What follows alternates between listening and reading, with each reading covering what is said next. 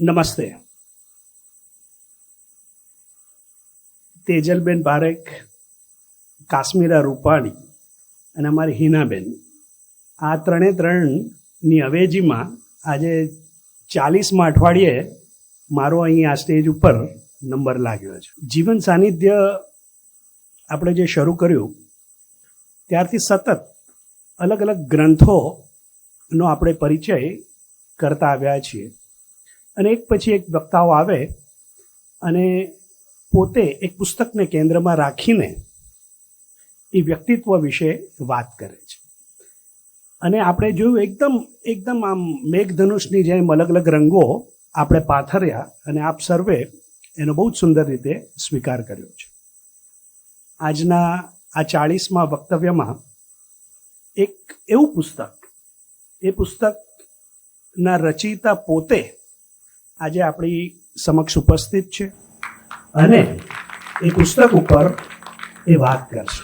એક મિત્રનો મારી ઉપર ફોન આવ્યો કે તમે અત્યાર સુધી આપણે માન્ય રાખીએ કે તમે બધા જ પુસ્તકો છે એ બધા જ પુસ્તકો આત્મકથાત્મક છે કે પછી જીવનકથાત્મક, પણ કે આ પુસ્તકને તમે કઈ શ્રેણીમાં મૂલવી શકો? આ પુસ્તકને તમે આ જે આપણું આ પુસ્તક છે નરસિંહ મહેતાની કવિતામાં આધ્યાત્મિકતા, તો તમે આને જીવનકથા કહો કે આત્મકથા કહો? આત્મકથા તો નથી જ, પણ આ પુસ્તકને જીવનકથા કહેવાય કે નહીં એ આપણને 1.5 કલાક પછી જ્યારે પુસ્તકના રચયિતા પોતાનું વક્તવ્ય પૂરું કરશે ત્યાર પછી આપણે નક્કી કરીશું કે આપણે એને જીવનકથા માનીએ છીએ કે પછી કોઈ એક જ અલગ પ્રકારનો ગ્રંથ છે. આપણે આપણી જે પ્રણાલિકા છે એ પ્રમાણે આપણે પ્રાર્થનાથી શરૂઆત કરીએ. સર્વધર્મ પ્રાર્થનાથી આપણે શરૂઆત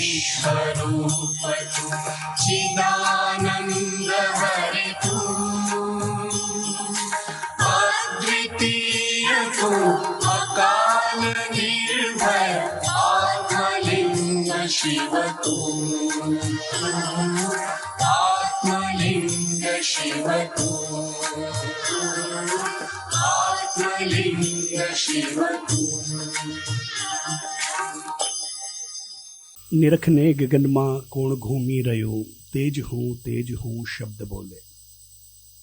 આપણે અહીં ઉપસ્થિત એકે એક જણ નરસિંહ મહેતાના સાનિધ્યમાં જ ઉછરેલો છે. એક નિર્વિવાદ વાત છે. આ નરસિંહ મહેતાની સીધી લીટી આપણે માંડીએ તો આ સીધી લીટીના એક વંશજ આજે આપણી વચ્ચે ઉપસ્થિત છે. એમની પાસે આખો ઇતિહાસ છે જે કુટુંબનો આંબો કહી શકાય. એના ઉપરથી એમણે ફલિત કર્યું છે કે તેઓ સીધી લીટીના વંશજ છે નરસિંહ મહેતાના. અને નરસિંહ મહેતાને એનાથી વધારે સારું આપણી સમક્ષ કોણ પ્રસ્તુત કરી શકે? એવા આજના આપણા વક્તા પોતે આમ તો ચાર્ટર્ડ એકાઉન્ટન્ટ છે અને આંકડાની માયાજાળને ક્યાંક મૂકીને એમાં બી બહુ મોટી પ્રસિદ્ધિ એમણે હાંસિલ કરી છે, પણ આંકડાની માયાજાળને બાજુમાં મૂકીને તેઓ આધ્યાત્મિક તરફ વળ્યા. અને આપણા માટે નસીબ ખૂબ જ સુંદર બાબત એ છે કે બહુ સહજતાથી જિંદગીની એક એવી વય પર આવીને એમણે એના ઉપર બહુ જ સંશોધન કર્યું અને વર્ષોથી નરસિંહ મહેતાને લોકોની સમક્ષ મૂકતા. અને ત્યારે હંમેશા લોકો એને કહેતા કે આટલું બધું જે પ્રગાઢ જ્ઞાન તમે મૂકો છો લોકોની સમક્ષ, એ પીએચડી બહુ સહજતાથી થઈ શકે અને જ્યારે એની ઘડી આવે ત્યારે જ એ વસ્તુ થાય. એમ કોઈ એક જિંદગીની તબક્કે આપણે સુરતમાં તેઓ આવ્યા અને સુરતમાં પ્રોફેસર જગદીશ સુથાર, આમાંના ઘણા બધા એમનાથી પરિચિત હશે, તો જગદીશ સુથાર સાહેબ પાસેથી, જગદીશ ગુર્જર સાહેબ સાથેથી તેમણે પીએચડી કર્યું. તેવા ડૉક્ટરેટ શ્રી આજે આપણી વચ્ચે ઉપસ્થિત છે અને આપણે એમનું તાળીઓના ગડગડાટથી સ્વાગત કરીએ.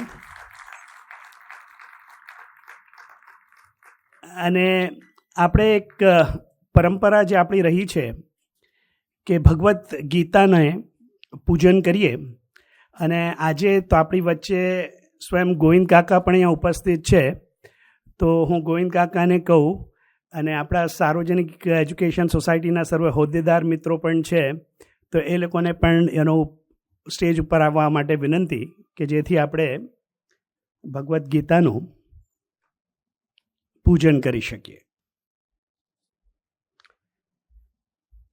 નરસિંહ મહેતાની 20મી પેઢીના વંશજ જવાહરભાઈ બક્ષી, ગોવિંદ કાકાને સર્વ મિત્રોને વિનંતી કે આપણે એક તુલસીના છોડથી જવાહરભાઈનું સ્વાગત કરીએ. તો હવે જવાહરભાઈને વિનંતી કે તેઓ નરસિંહનું પાન આપણને કરાવશે.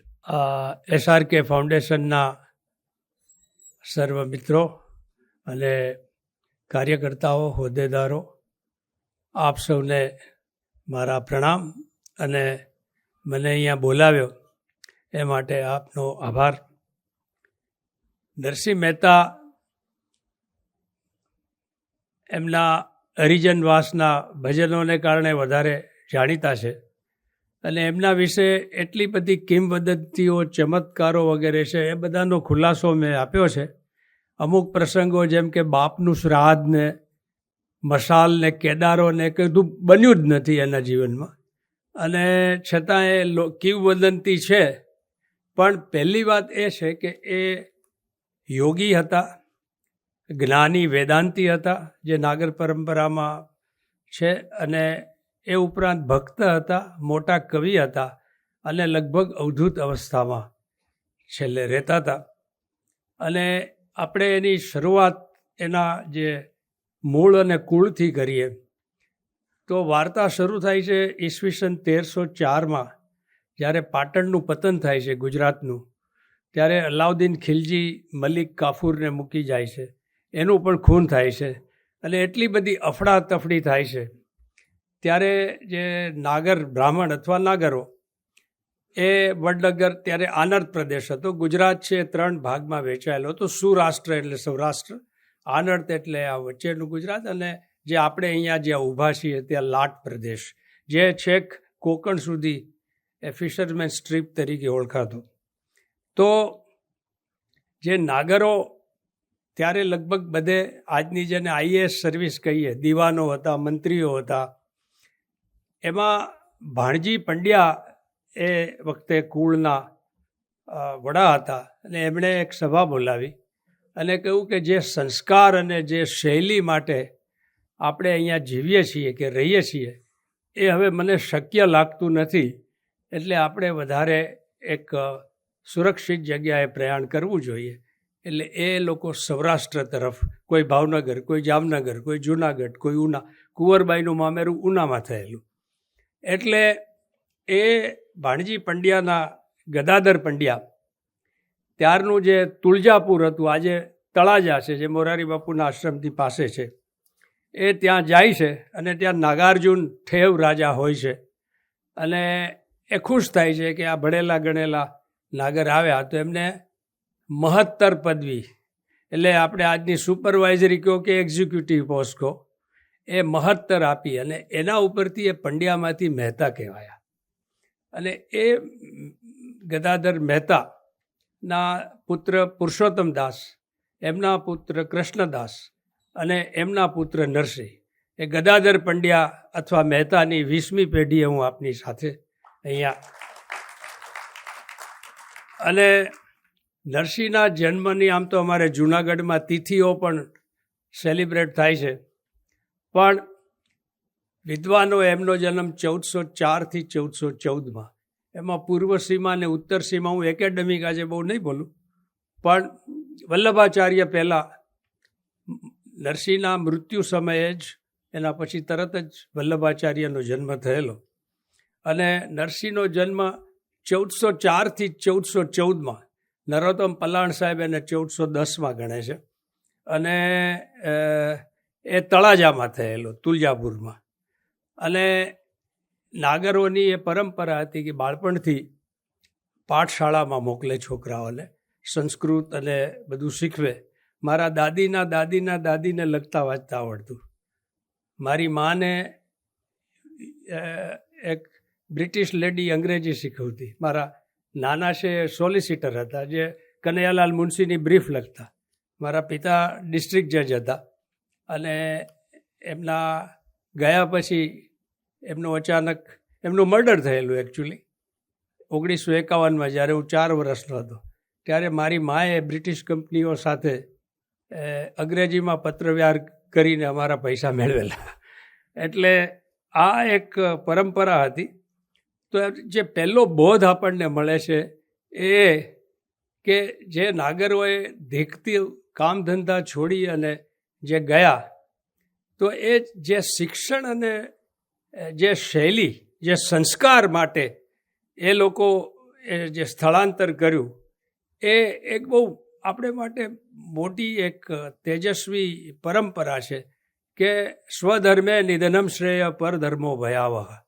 એ જે ઈમાનદાર, ન્યાયપ્રિય, પ્રજાપ્રિય જે નાગરો, જે અમલદારો હતા, એ લોકોને એમ થયું કે મારી સંસ્કાર અને મારી જીવનશૈલી અહીંયા જળવાશે નહીં.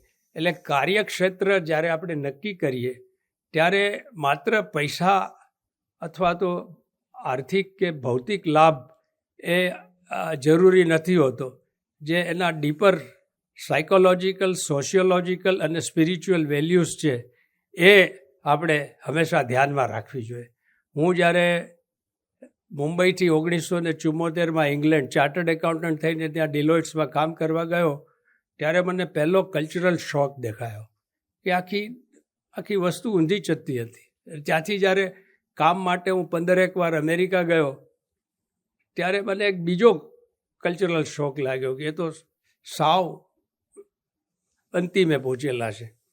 તો આપણે આપણા ધર્મ સંભાળવા, કર્મનો મર્મ લેવો વિચારી, એવું નરસિંહ કહે છે.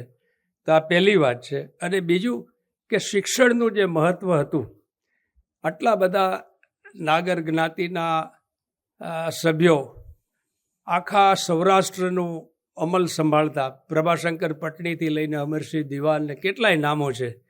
એ જીવનમાં શિક્ષણ અને કેળવણીનો પાયો છે, એ બહુ જ ઇમ્પોર્ટન્ટ છે. નરસિંહનો જે મેં આ રિસર્ચ કર્યું છે, આખી વૈદિક પરંપરા, વૈષ્ણવજનનો એક શબ્દ મેં ભગવદ્ ગીતાના 18 અધ્યાયમાં ક્યાં છે એ ગોતી કાઢ્યું છે.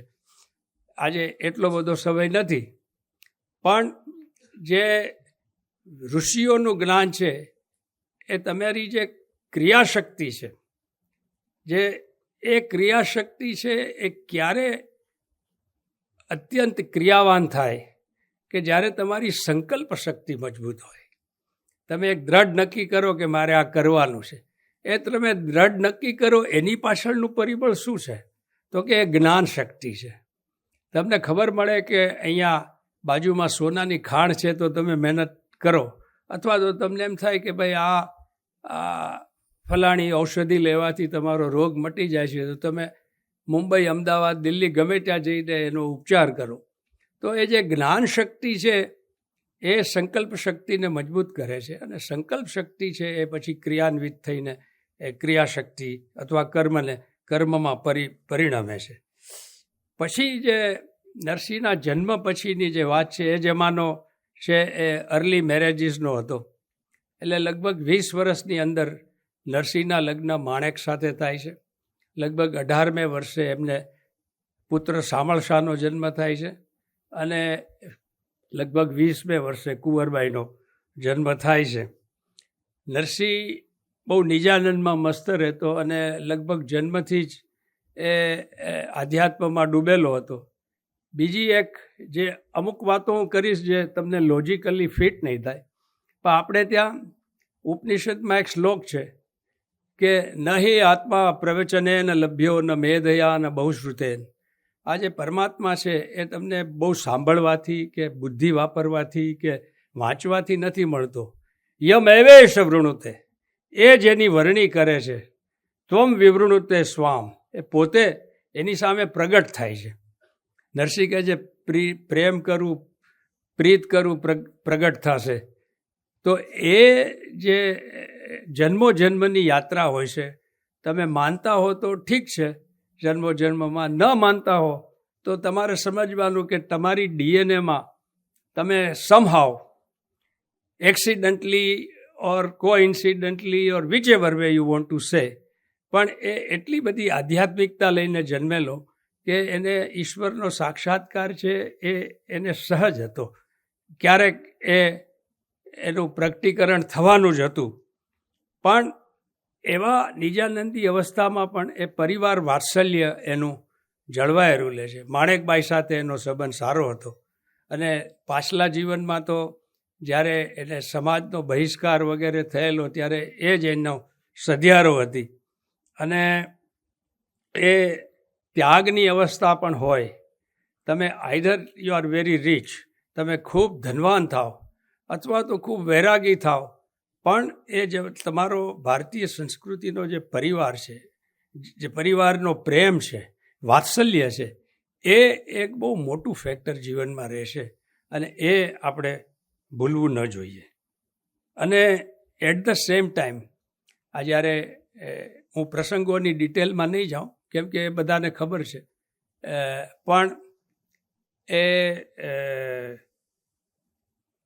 વાત એવી બને છે કે ભાભીનું મેણું જ્યારે, એટલે નરસિંહ નિજાનંદમાં મસ્ત હતો. એમની પત્ની અને 2 બાળકોનો જે સંસારનો વ્યવહાર હતો એ બધો ખર્ચો એના ભાઈ ભાભીએ ભોગવવો પડતો હતો.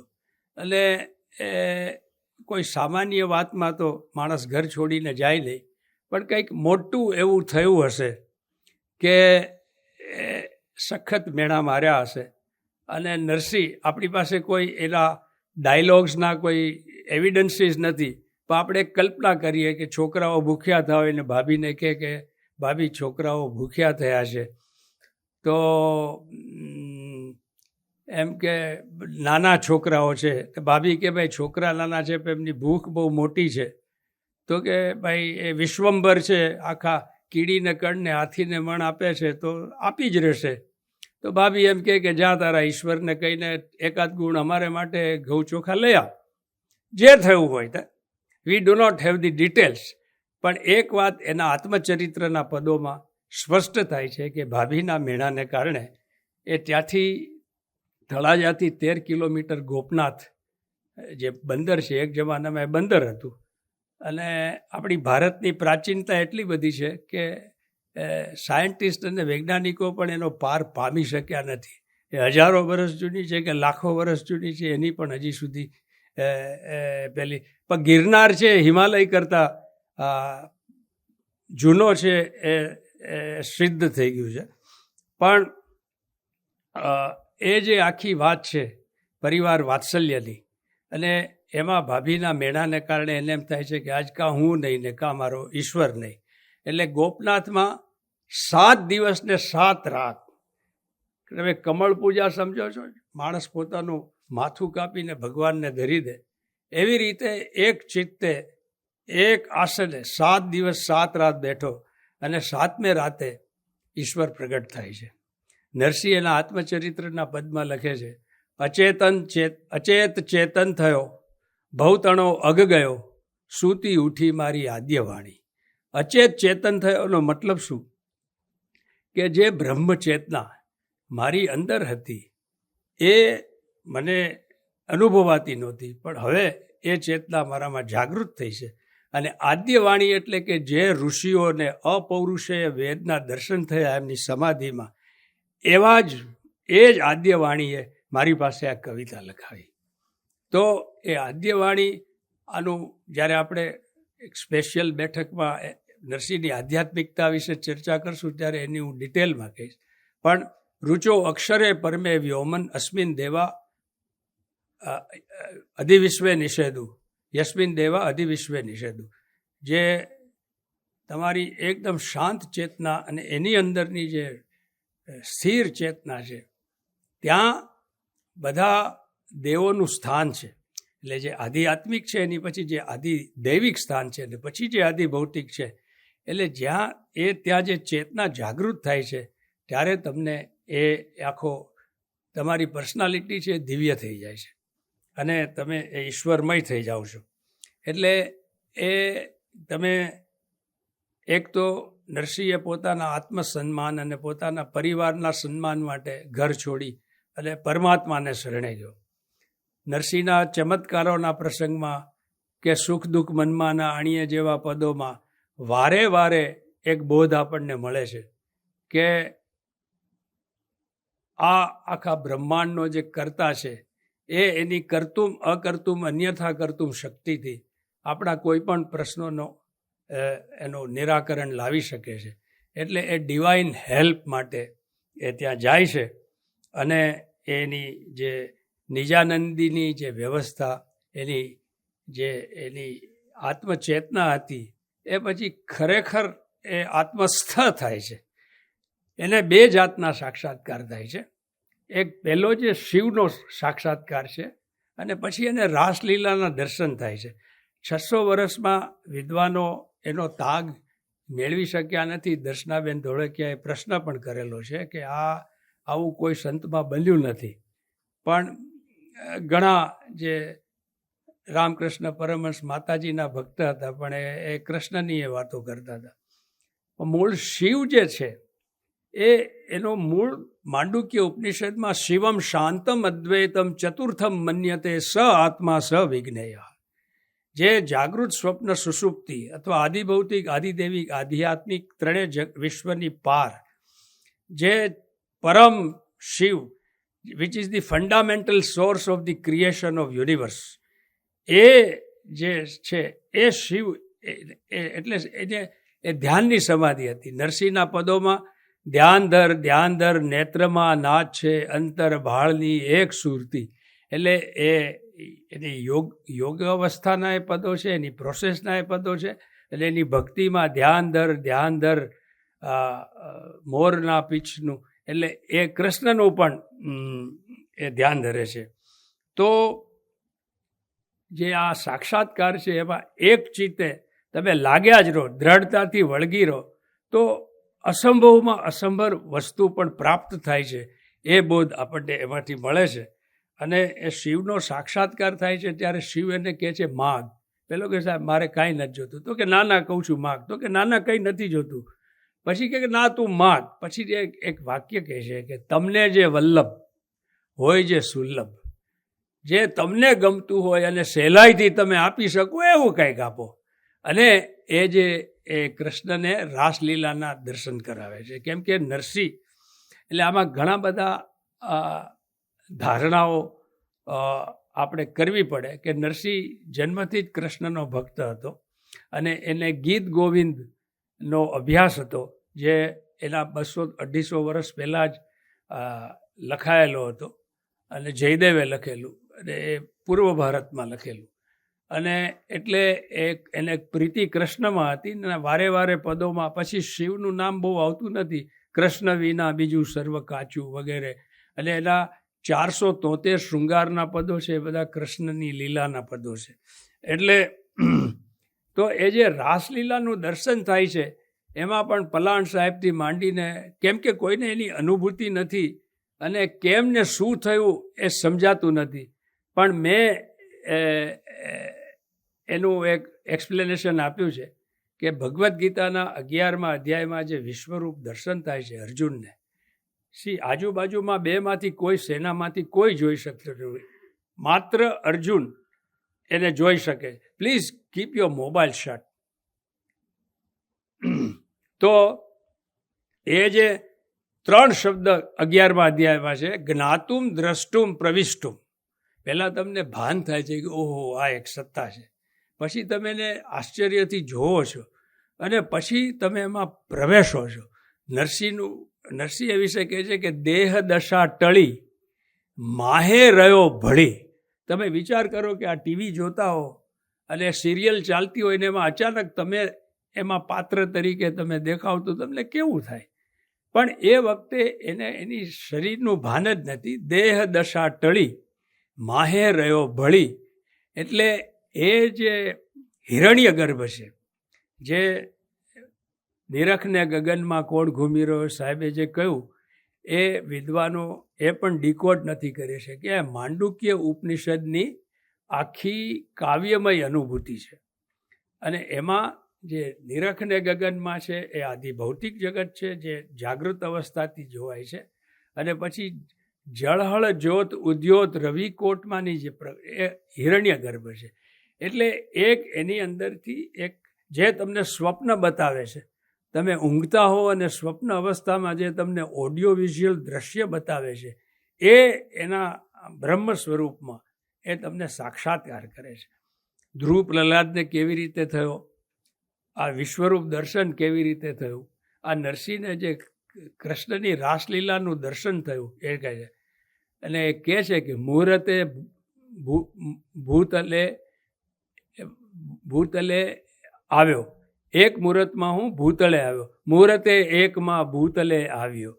તો એ એમ કહે છે કે after A while when I so this, મને આ દ્રશ્યમાન થયું અને એ ધીમે ધીમે ચાલ્યું ગયું.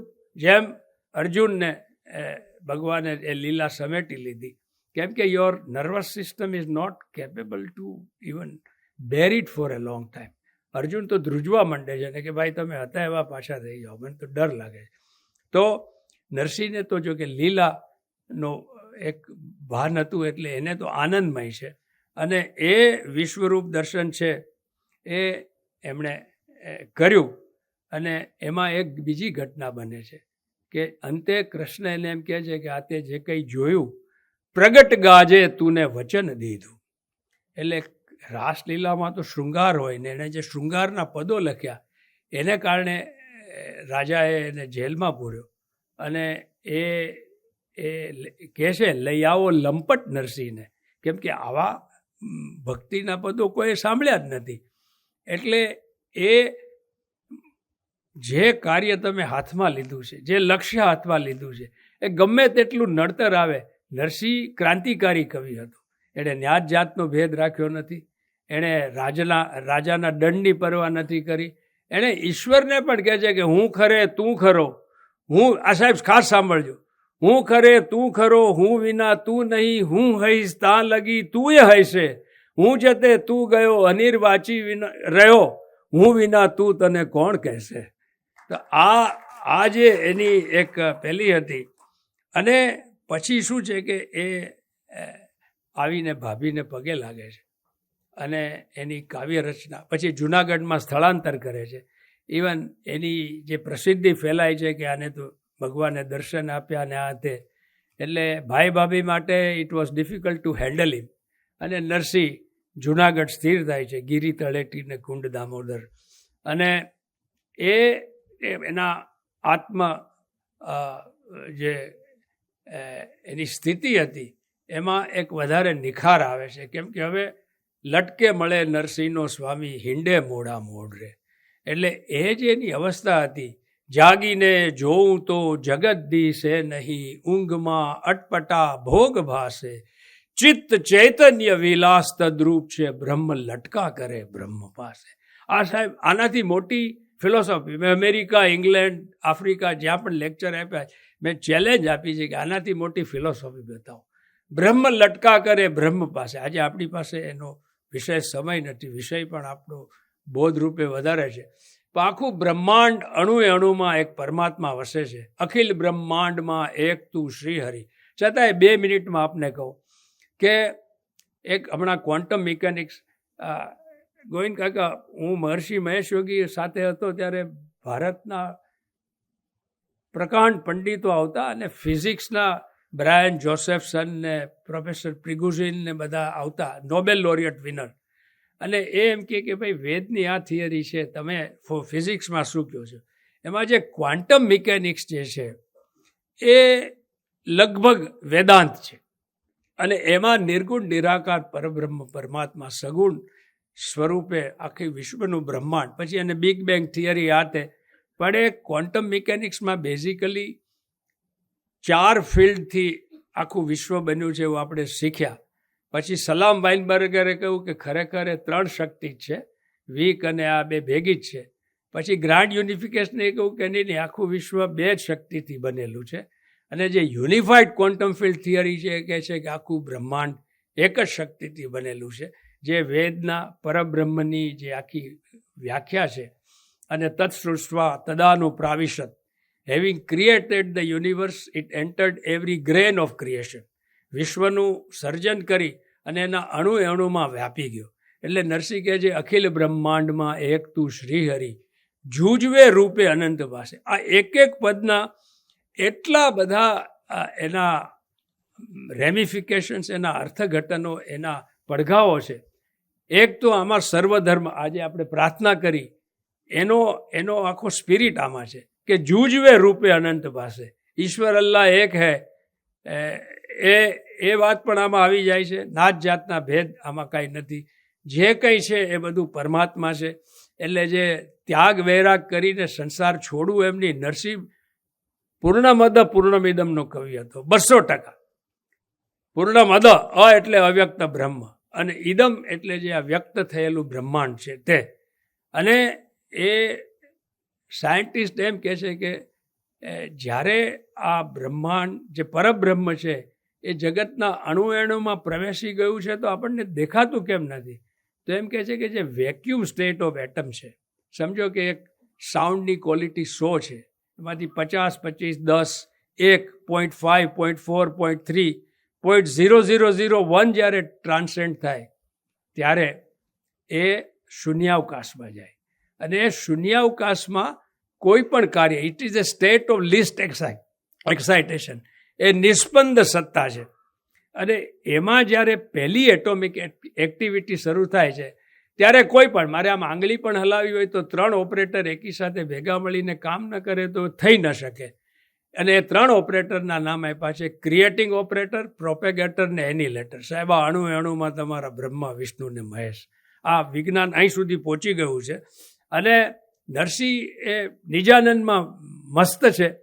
અને એટલે એક પદ લખે છે કે પઢોરે પોપટ રાજા રામના, પોપટ તારે કારણે શીશી રસોઈ રંધાવું, સાકર ના કરી ચૂરમાં ઉપર ઘી પીરસાવું, પોપટ તારે કારણે લીલા વાંસરે વઢાવું, એનું રે બનાવું પોપટ પાંજરું હીરા રતન જડાવું.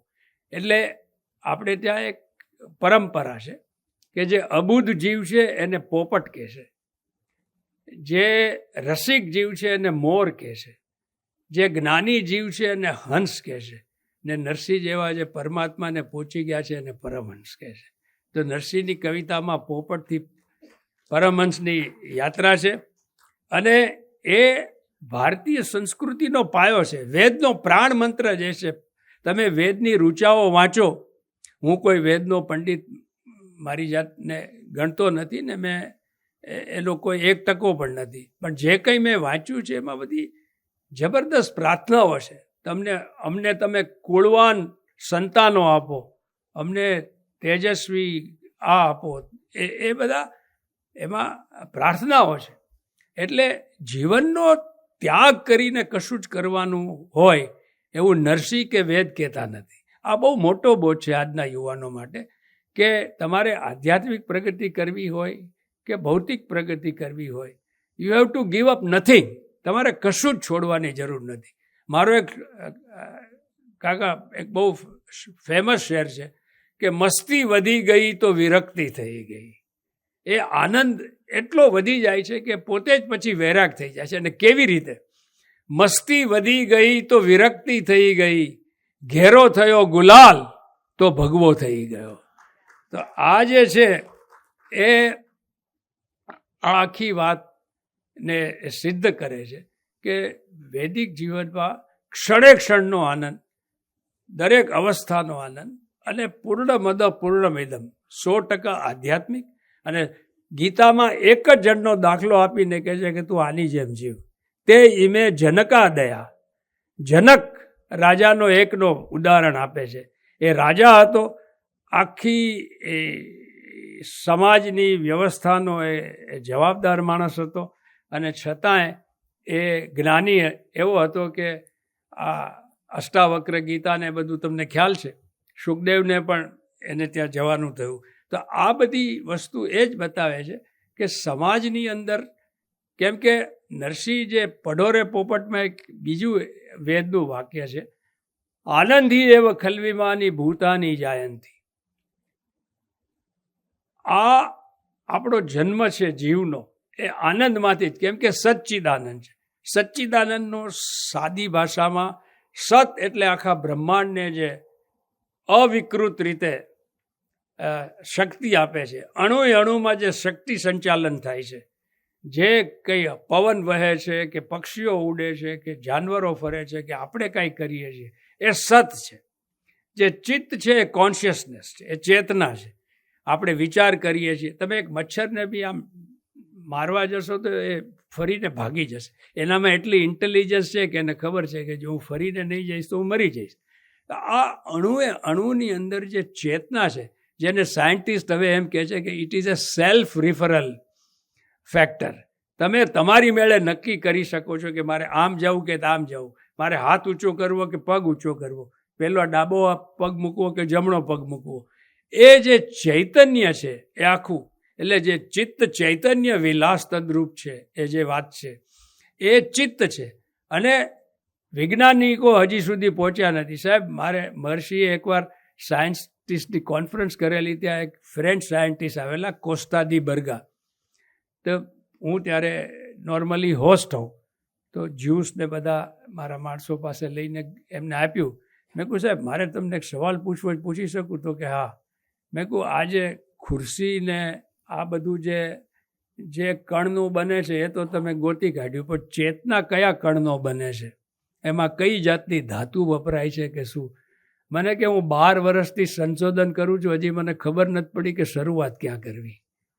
તો આ જે વૈદિક ઋષિઓનું જે જ્ઞાન છે એની ઉપર શ્રદ્ધા રાખવી એ બહુ જરૂરી છે. એવું હું યુવાનોને, વૃદ્ધોને, જે લોકોને જીવનમાં આનંદ લેવો હોય એને ખાસ એનો બોધ આપું છું. અને બીજું એ, એટલે આપણે આનંદમાંથી જન્મીએ છીએ, આપણો રસ્તો આનંદ છે, અને જ્યારે મૃત્યુ પામશું ત્યારે પણ આપણે આનંદમાં જ વિલીન થઈએ છીએ. એ ઉપનિષદનો એક મેસેજ છે. અને ભારતીય સંસ્કૃતિના જે 2 મોટા પાયા છે, એમાં પહેલો પાયો જે ઋષિઓનું જે સૂક્ષ્મથી સૂક્ષ્મ પ્રકૃતિના નિયમનું જ્ઞાન, એની ઉપર જે એમણે ઋતુચર્યાઓ, આપણું ખાનપાન, આહાર વિહાર, આચાર વિચાર, પરિવાર વ્યવસ્થા, એ જે બનાવ્યું, એને કારણે 2000 વર્ષ આપણી ઉપર જુદા જુદા યવનોથી માંડીને આક્રમણો થયા, પણ આપણા સમાજને તોડી શક્યા નથી. અને બીજું કે આપણા સમાજનું આખો સમાજ છે આનંદથી ભરેલો છે. આપણે ઉત્સવ પ્રિય આપણી પ્રજાને કહેવાય છે. તહેવારો વારે વારે, વી ઓનલી સીક એક્સક્યુઝીસ ટુ એન્જોય. પણ હું એવું માનું છું કે બહાના ગોતવાની જરૂર નથી, જ્યારે મન થાય ત્યારે જલસા કરવાના. તો આ જે વાત છે, બીજું એક નરસિંહનો એક બોધ છે કે જ્યાં લગી આત્મા તત્વ ચીન્યો નહીં, ત્યાં લગી સાધના સર્વ જૂટી. તમે એક સાધારણ કે હું કેળું ખાઉં છું, કેળા ઉપર તમે એન્સાઇક્લોપીડિયા આખી વાંચો, તમે ખાવાની પ્રક્રિયા ઉપર વાંચો, એનો ચયાપચયને બધું જ તમે વાંચો, પણ હું કોણ છું એ તમને ખબર ન હોય તો તમારો માવઠાની જેમ વૃષ્ટિ ઉઠી. તમે જે આખું તમારું જગત છે, તમારો જે જન્મ છે એ નિષ્ફળ ગયો કહેવાય. ભગવદ્ ગીતામાં મોઘમ પાર્થસ જીવતી એવું લખ્યું છે. અને એ શું કામ કહે છે કે તમે તમને માનો કે એક સરસ 55 ઇંચનો કે 25 ઇંચનો ટીવી લીધો હોય અને એમાં તમને 50, 100, 200 ચેનલ જોવા મળતી હોય, પણ તમે એનો ખાલી એક ગુલદસ્તો રાખવા માટે જ ઉપયોગ કરો ને કોઈ ચેનલ ન વાપરો તો તમને લોકો મૂર્ખ જ કહેવાના છે. એવી રીતે આ મલ્ટી ચેનલ જે સિસ્ટમ આપી છે ભગવાને, હું આ 2 આંખથી જોઉં છું, 2 કાનથી સાંભળું છું, જીભથી બોલું છું. હમણાં મને હાર્ટ એટેક આવે તો આ મારું શરીર આમને આમ રહેશે.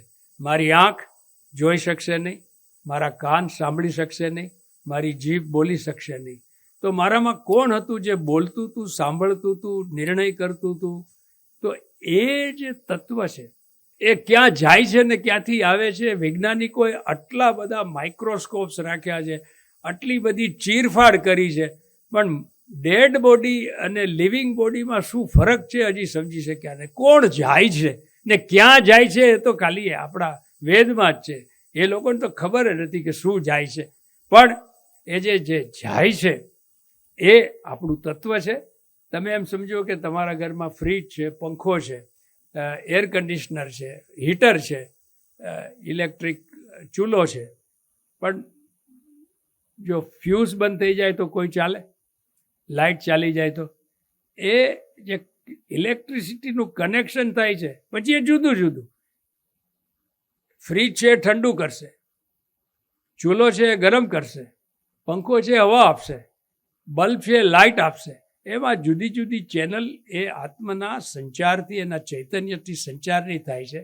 અને નરસિંહની આખી યાત્રા એ ચેતન તત્વની અંદર સ્થિર થઈને જગતને માણવાની એ છે. હવે એના જે પ્રસંગો છે એમાં પહેલો પ્રસંગ સામળસાનો. નરસિંહ વિશે મેં કહ્યું એમ ઘણી બધી બાપનું શ્રાદ્ધ ને આ ને તે ને એ તો નાગરી નાતે કાઢી નાખ્યું એવું, પણ એના જે ઓથોરાઇઝડ મેન્યુસ્ક્રિપ્ટ છે, જેની હસ્તપ્રતો છે એ એમાં છે નહીં, પણ એવા બીજા પ્રસંગોમાં એનો નિર્દેશ આપે છે. નેસ્ટ નાગરે એની ટીકા કરીને એવું બધું. પણ જે મૂળ વાત છે એ છે કે એ શામળશા યુવાન થઈ ગયો હોય છે અને વડનગરના બહુ જ ધનવાન પુરુષ મદન મહેતાનો એક ગોર હોય છે, દીક્ષિત ગોર. એ ગોતતો ગોતતો ભાવનગર, જામનગર બધે થઈને જુનાગઢ આવે છે.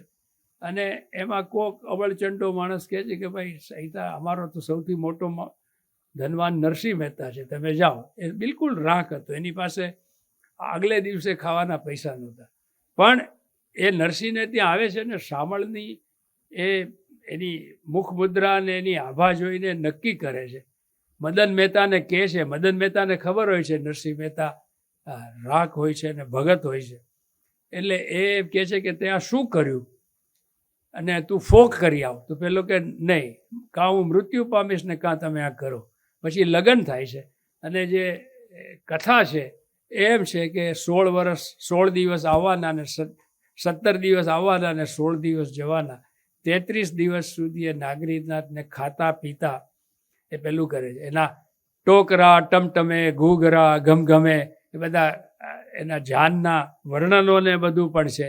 એમાં કેટલું સાચું કેટલું ખોટું એ આજે કેવું મુશ્કેલ છે. પણ એક વાત વારે વારે કે અનન્યાસ ચિંતયંતો મામ યે જના પર્યુપાસતે તેષામ નિત્યાવિયુક્તાનામ યોગક્ષેમમ વહામ્યહમ. એનું યોગનું પણ વહન કર્યું અને જ્યારે રાજા એને જેલમાં પૂરે છે ત્યારે એનો ક્ષેમનું પણ એણે વહન કર્યું. તો જ્યારે જો આ એક બહુ મોટી વાત છે. એમને ઈશ્વર તમને સહાય નથી કરતો. એક નરસિંહના નામે એક પદ છે, એજીવાલા અખંડ રોજી હરિના હાથમાં. ભગવાન નથી રે ભિખારી. ભિખારી શબ્દ નરસિંહનો હોય જ નહીં, પણ વ્યવહારે વાલો નથી દુબળો. ભગવાન જુએ છે વિચારી. એટલે 3 મોટી કન્ડિશન મૂકે છે. અનન્યાસ ચિંતયંતોમાં, અન્ય. હું ચાર્ટર્ડ એકાઉન્ટન્ટ અમને હું વિચાર કરું, મેં કરેલો. જ્યારે હું મહર્ષિ મહેશ યોગીને ત્યાં ગયો ત્યારે અમારો ધીકતો કામ ધંધો ડિલોઇટ્સને એ બધાની લાખો રૂપિયાની નોકરી છોપડીને છોડીને મફતમાં, ને મારા વાઇફ પણ ચાર્ટર્ડ એકાઉન્ટન્ટ, એણે મને સાથ આપ્યો. દક્ષા એમનું નામ છે. અને અમે લોકો અમને મૂર્ખ કહેતા હતા. મેં એની ઉપર શેર પણ લખેલો છે કે હોડી એક હલેસા બે ને આખો દરિયો, હોડી એક હલેસા બે ને આખો દરિયો, ઉપડ્યા અમે ને લોકો જોખમ ગણવા બેઠા. એટલે પણ એ જે ડિવાઇન હેલ્પ છે એ તમને ચોક્કસ મળતી જ હોય છે, પણ અનન્ય. જો હું એમ વિચારું કે ચાર્ટર્ડ એકાઉન્ટન્ટ છું, ગમે ત્યાં કમાઈ લઈશ, તો હું મારી ડિગ્રી ઉપર ભરોસો રાખું, પરમાત્મા ઉપર નથી રાખતો. અને એટલે નહીં, અને અન્ય એટલે બીજો, માત્ર એના સિવાય કોઈ નહીં, એનો સહારો, તો એને શરણે જાઓ. બીજું, અનન્યાસ ચિંતયોમાં એ જના પરી ઉપાસના, એટલે અંટ સંટ નહીં. 16 સોમવાર કરવા કે 100 માળા કરવાથી મળશે એવું કોઈ એ ગેરંટી નથી હોતી. યુ હેવ ટુ કોન્સ્ટન્ટલી અને ઇન્ટેલિજન્ટલી ડુ. પરી એટલે ચારે તરફથી ઉપાસના, મન, બુદ્ધિ, અહંકાર, તન, મન, ધનથી એની ઉપાસના કરવી પડે. અને ત્રીજું સૌથી ઇમ્પોર્ટન્ટ છે નિત્યાભિયુક્ત. યુક્ત, અભિયુક્ત અને નિત્યાભિયુક્ત. રોજ સવાર સાંજ તમારી રૂટીનમાં પ્રાધાન્ય એવું જોઈએ. પઢોરે પોપટનું પણ એ જ છે. પોપટ તને હું શબ્દ, સ્પર્શ, રૂપ, રસ, ગંધના બધા ભોગ આપું. એક શરત છે પઢોરે પોપટ રાજા રામના, make the spirituality as your prime object, spiritual enlightenment, આધ્યાત્મિક સાક્ષાત્કાર તમારી જાતનો, પરમાત્માનો જે તમારે જોઈએ. નરસિંહને જે 2 જાતના થયેલા 2 મળે, પણ એ શરત એ છે કે એ નિત્યાભિયુક્ત હોવું જોઈએ, અનન્ય હોવું જોઈએ અને પરી ઉપાસના હોવી જોઈએ, તો આ થાય. અને નરસિંહ બધું જ કરતો હતો. એટલે જ્યારે આવે ત્યારે માણેક કહે છે કે ભાઈ આપણે આ પરવડી શકે એવો સંબંધ નથી, આપણે ક્યાં આ કરીએ છીએ. તો નરસિંહ કહે છે, ભગવાનને સામે રાખીને કહે છે કે એ છે ને, અને એના લગ્ન પાર પડે છે. એવી જ રીતે કુંવરબાઈનું મામેરું, કુંવરબાઈના મામેરા વખતે એવું થાય છે કે શ્રીરંગ મહેતા, જે એના કુંવરબાઈના સસરા હોય છે, એ કાગળ લખે છે કે ભાઈ તમારી દીકરીને હવે શ્રીમંતનો પ્રસંગ આવ્યો અને તમે જો આવો તો સારું દીકરીના પ્રસંગે. ત્યારે નરસિંહ મહેતાનો પુત્ર શામળશા લગ્ન પછી 1.5-2 વર્ષમાં જ ગુજરી જાય છે. અને મામેરા પહેલાં એમની પત્ની માણેક પણ ગુજરી જાય છે. એટલે ભલું થયું ભાંગી જંજાળે નરસિંહનો શબ્દ નથી, એ પ્રેમાનંદે મૂકેલું છે. પણ નરસિંહ એમ કહે છે કે સુખ દુઃખ મનમાં ના આણીએ, ઘટ સાથે રે ઘડિયા, ટાળ્યા તે કોઈના નવ ટળે, રઘુનાથના જડિયા. પણ એમાં એક બીજી વાત કહે છે કે સર્વ દેવોને ભીડ પડી ત્યારે સમર્યા અંતર્યામી. તો આ જ્યારે પણ તકલીફ પડે ત્યારે તમારી અંદર રહેલો પરમાત્મા, જો તમે એની સાથે સંબંધ બનાવ્યો હોય તો કોઈ રીતે મદદ કરે છે. અને એની જે દાદી સાસુએ લિસ્ટ બનાવ્યું હોય છે એ બધું ગમે ત્યાંથી કોઈ શેઠ આવીને બધું એને આપી જાય છે. કે કેવી રીતે શું થયું એ આપણી બુદ્ધિની બહાર છે, પણ એ પ્રસંગ બન્યો તો એ હકીકત હોય એવું લાગે છે. અને બીજું એ જ્યારે આ મૃત્યુ થાય છે એના પુત્ર અને એનું, ત્યારે એક બીજું પદ કહે છે કે જે ગમે જગતગુરુ દેવ જગદીશને, તે તણો ખરખરો ફોગ કરવો. તમને બધાને મોઢે છે, પણ ઋતુલતા પત્રફળ ફૂલ આપે યથા, માનવી મૂર્ખ મન વ્યર્થ સોચે, જેહના ભાગ્યમાં જે સમય જે લખ્યું તેહને તે સમય તે જ પહોંચે. એટલે મેં એની ઉપર એક ઘણું લખ્યું છે કે માત્ર ઈશ્વર, તમારે કર્મ તો કરવાનું જ છે, કર્મણ એવા અધિકાર હસ્તે માં ફલેશું કદાચન. એટલે બોધ એ છે કે તમે કર્મ તમારાથી બને એટલું બેસ્ટ કરો. તમે પરીક્ષામાં બેસશો નહીં તો પાસ કેવી રીતે થાય? એક જોક છે કે એક માણસ ભગવાનને કહેતો કે મને લોટરી લગાડ, આમ તેમ. 5-10 વાર કરે છે, પછી એની સાથે ઝઘડો કરે છે કે તો મને કર્યો નથી. પેલો કે ભાઈ તું 1 રૂપિયાની લોટરી તો લે, પછી લાગે ને. એટલે એ તમારે એ કામ તો કરવું જ પડે છે. તો એ જે નિયતિનો સ્વીકાર છે, પણ એ તમારે એ કર્મ તો કરવું જ પડે છે અને ઈશ્વરી સહાય મળે છે. પછી એક મોટો પ્રસંગ બને છે, એ આ એવારે વળી એવારે એવા વળી તમે કહો છો તેવા, અને ગિરી તળેટી ને કુંડ દામોદર જ્યાં મહેતાજી નાવા જાય, એ બંને કદાચ નરસિંહના ન પણ હોય તો એની જે સમાજમાં છબી હતી એનું ચોક્કસ નિર્દેશન કરે છે. વાત એમ બને છે કે નરસિંહની ખ્યાતિ બહુ વધે છે ત્યારે એ જે બીજા લોકોતર લોકો હતા એ લોકો આવે અને એને વિનંતી કરે છે કે આપ અમારે ઘરે ભજન કરવા પધારો. કર જોડતામાં કરુણા ઉપજી. સાહેબ શું વાક્ય છે! પેલા લોકો હજી હાથ જોડે છે કે અમારે ત્યાં આવો ને એને એકદમ કરુણા ઉપજે કે હા ભાઈ, હું કેમ ના પાડી શકું, તમારે જો ઈશ્વરનું નામ લેવું હોય તો. એટલે નરસિંહનું જે આ હરિજનવાસમાં જે ભજન કરવા જવાનું જે આખી વાત છે એ ખૂબ ક્રાંતિકારી છે. ગાંધીજીએ અસ્પૃશ્યતા નિવારણ કર્યું, પણ એના 500 વર્ષ પહેલાં નરસિંહ મહેતાએ આ કરી બતાવ્યું, અને એને કારણે એને ઘણા બધા તકલીફો સહન કરવી પડી. પણ એણે વૈષ્ણવજનમાં પણ એ જ કહે છે કે કોઈ એમાં ભેદ નથી, બધા એક જ છે, અને નાત જાતનો ભેદ નહીં રાખવો, ઊંચ નીચનો ભેદ નહીં રાખવો, અને એક સમદ્રષ્ટિને તૃષ્ણા ત્યાગી. તો એ જે નરસિંહનું છે, નરસિંહ એક બહુ ક્રાંતિકારી કવિ હતો. એણે રાજદંડની પરવા નથી કરી, એણે નાગરીનાથની એ પરવા નથી કરી. તો એ જે એની આ એક આખી સમાજ છે. તમે સાહેબ કબીર અને તુલસીને એનો ઇતિહાસ વાંચો તો એ જમાનામાં આજથી 600 વર્ષ પહેલાં ખાલી 10% લોકો સંસ્કૃત જાણતા હતા, અને એ વેદ જે ધર્મનું મૂળ ગણાય છે એ મૂળ તો એ જ લોકોને ખબર હતું. પછી એ લોકો જે કે એ સાચું. આખો સમાજ છે કાસ્ટ, સબ કાસ્ટમાં ધર્મ, એના સંપ્રદાય, એના સબ સંપ્રદાય, એના આખો ભારત એટલું બધું વિભાજિત હતું કે જેને ભક્તિ આંદોલન કહેવામાં આવે છે એના વિશે મેં લખ્યું છે કે એ કંઈ મુસલમાનો આવ્યા એના આક્રમણમાં નથી. રામ આવ્યા પછી કૃષ્ણ આવ્યા, રામ પાછા નથી આવ્યા, કૃષ્ણ પણ પાછા નહીં આવે. એમ કે છે કે સંભવામી યુગે યુગે. તો આ જે આખી નરસિંહ, મીરા, કબીર, તુલસીદાસ, ચૈતન્ય મહાપ્રભુ, રૈદાસ, એ બધા જે એકી સાથે આવ્યા, એ આ સંભવામી યુગે યુગેનું સામૂહિક ચેતનામાં એક દીવો પ્રગટાવવાનું પરમાત્માનું કામ હતું. તો આ જે આખી વાત છે એ પેલી કરવાની છે. અને નરસિંહનું મૃત્યુ મેં કહ્યું એમ 1478-79 આસપાસ થાય છે.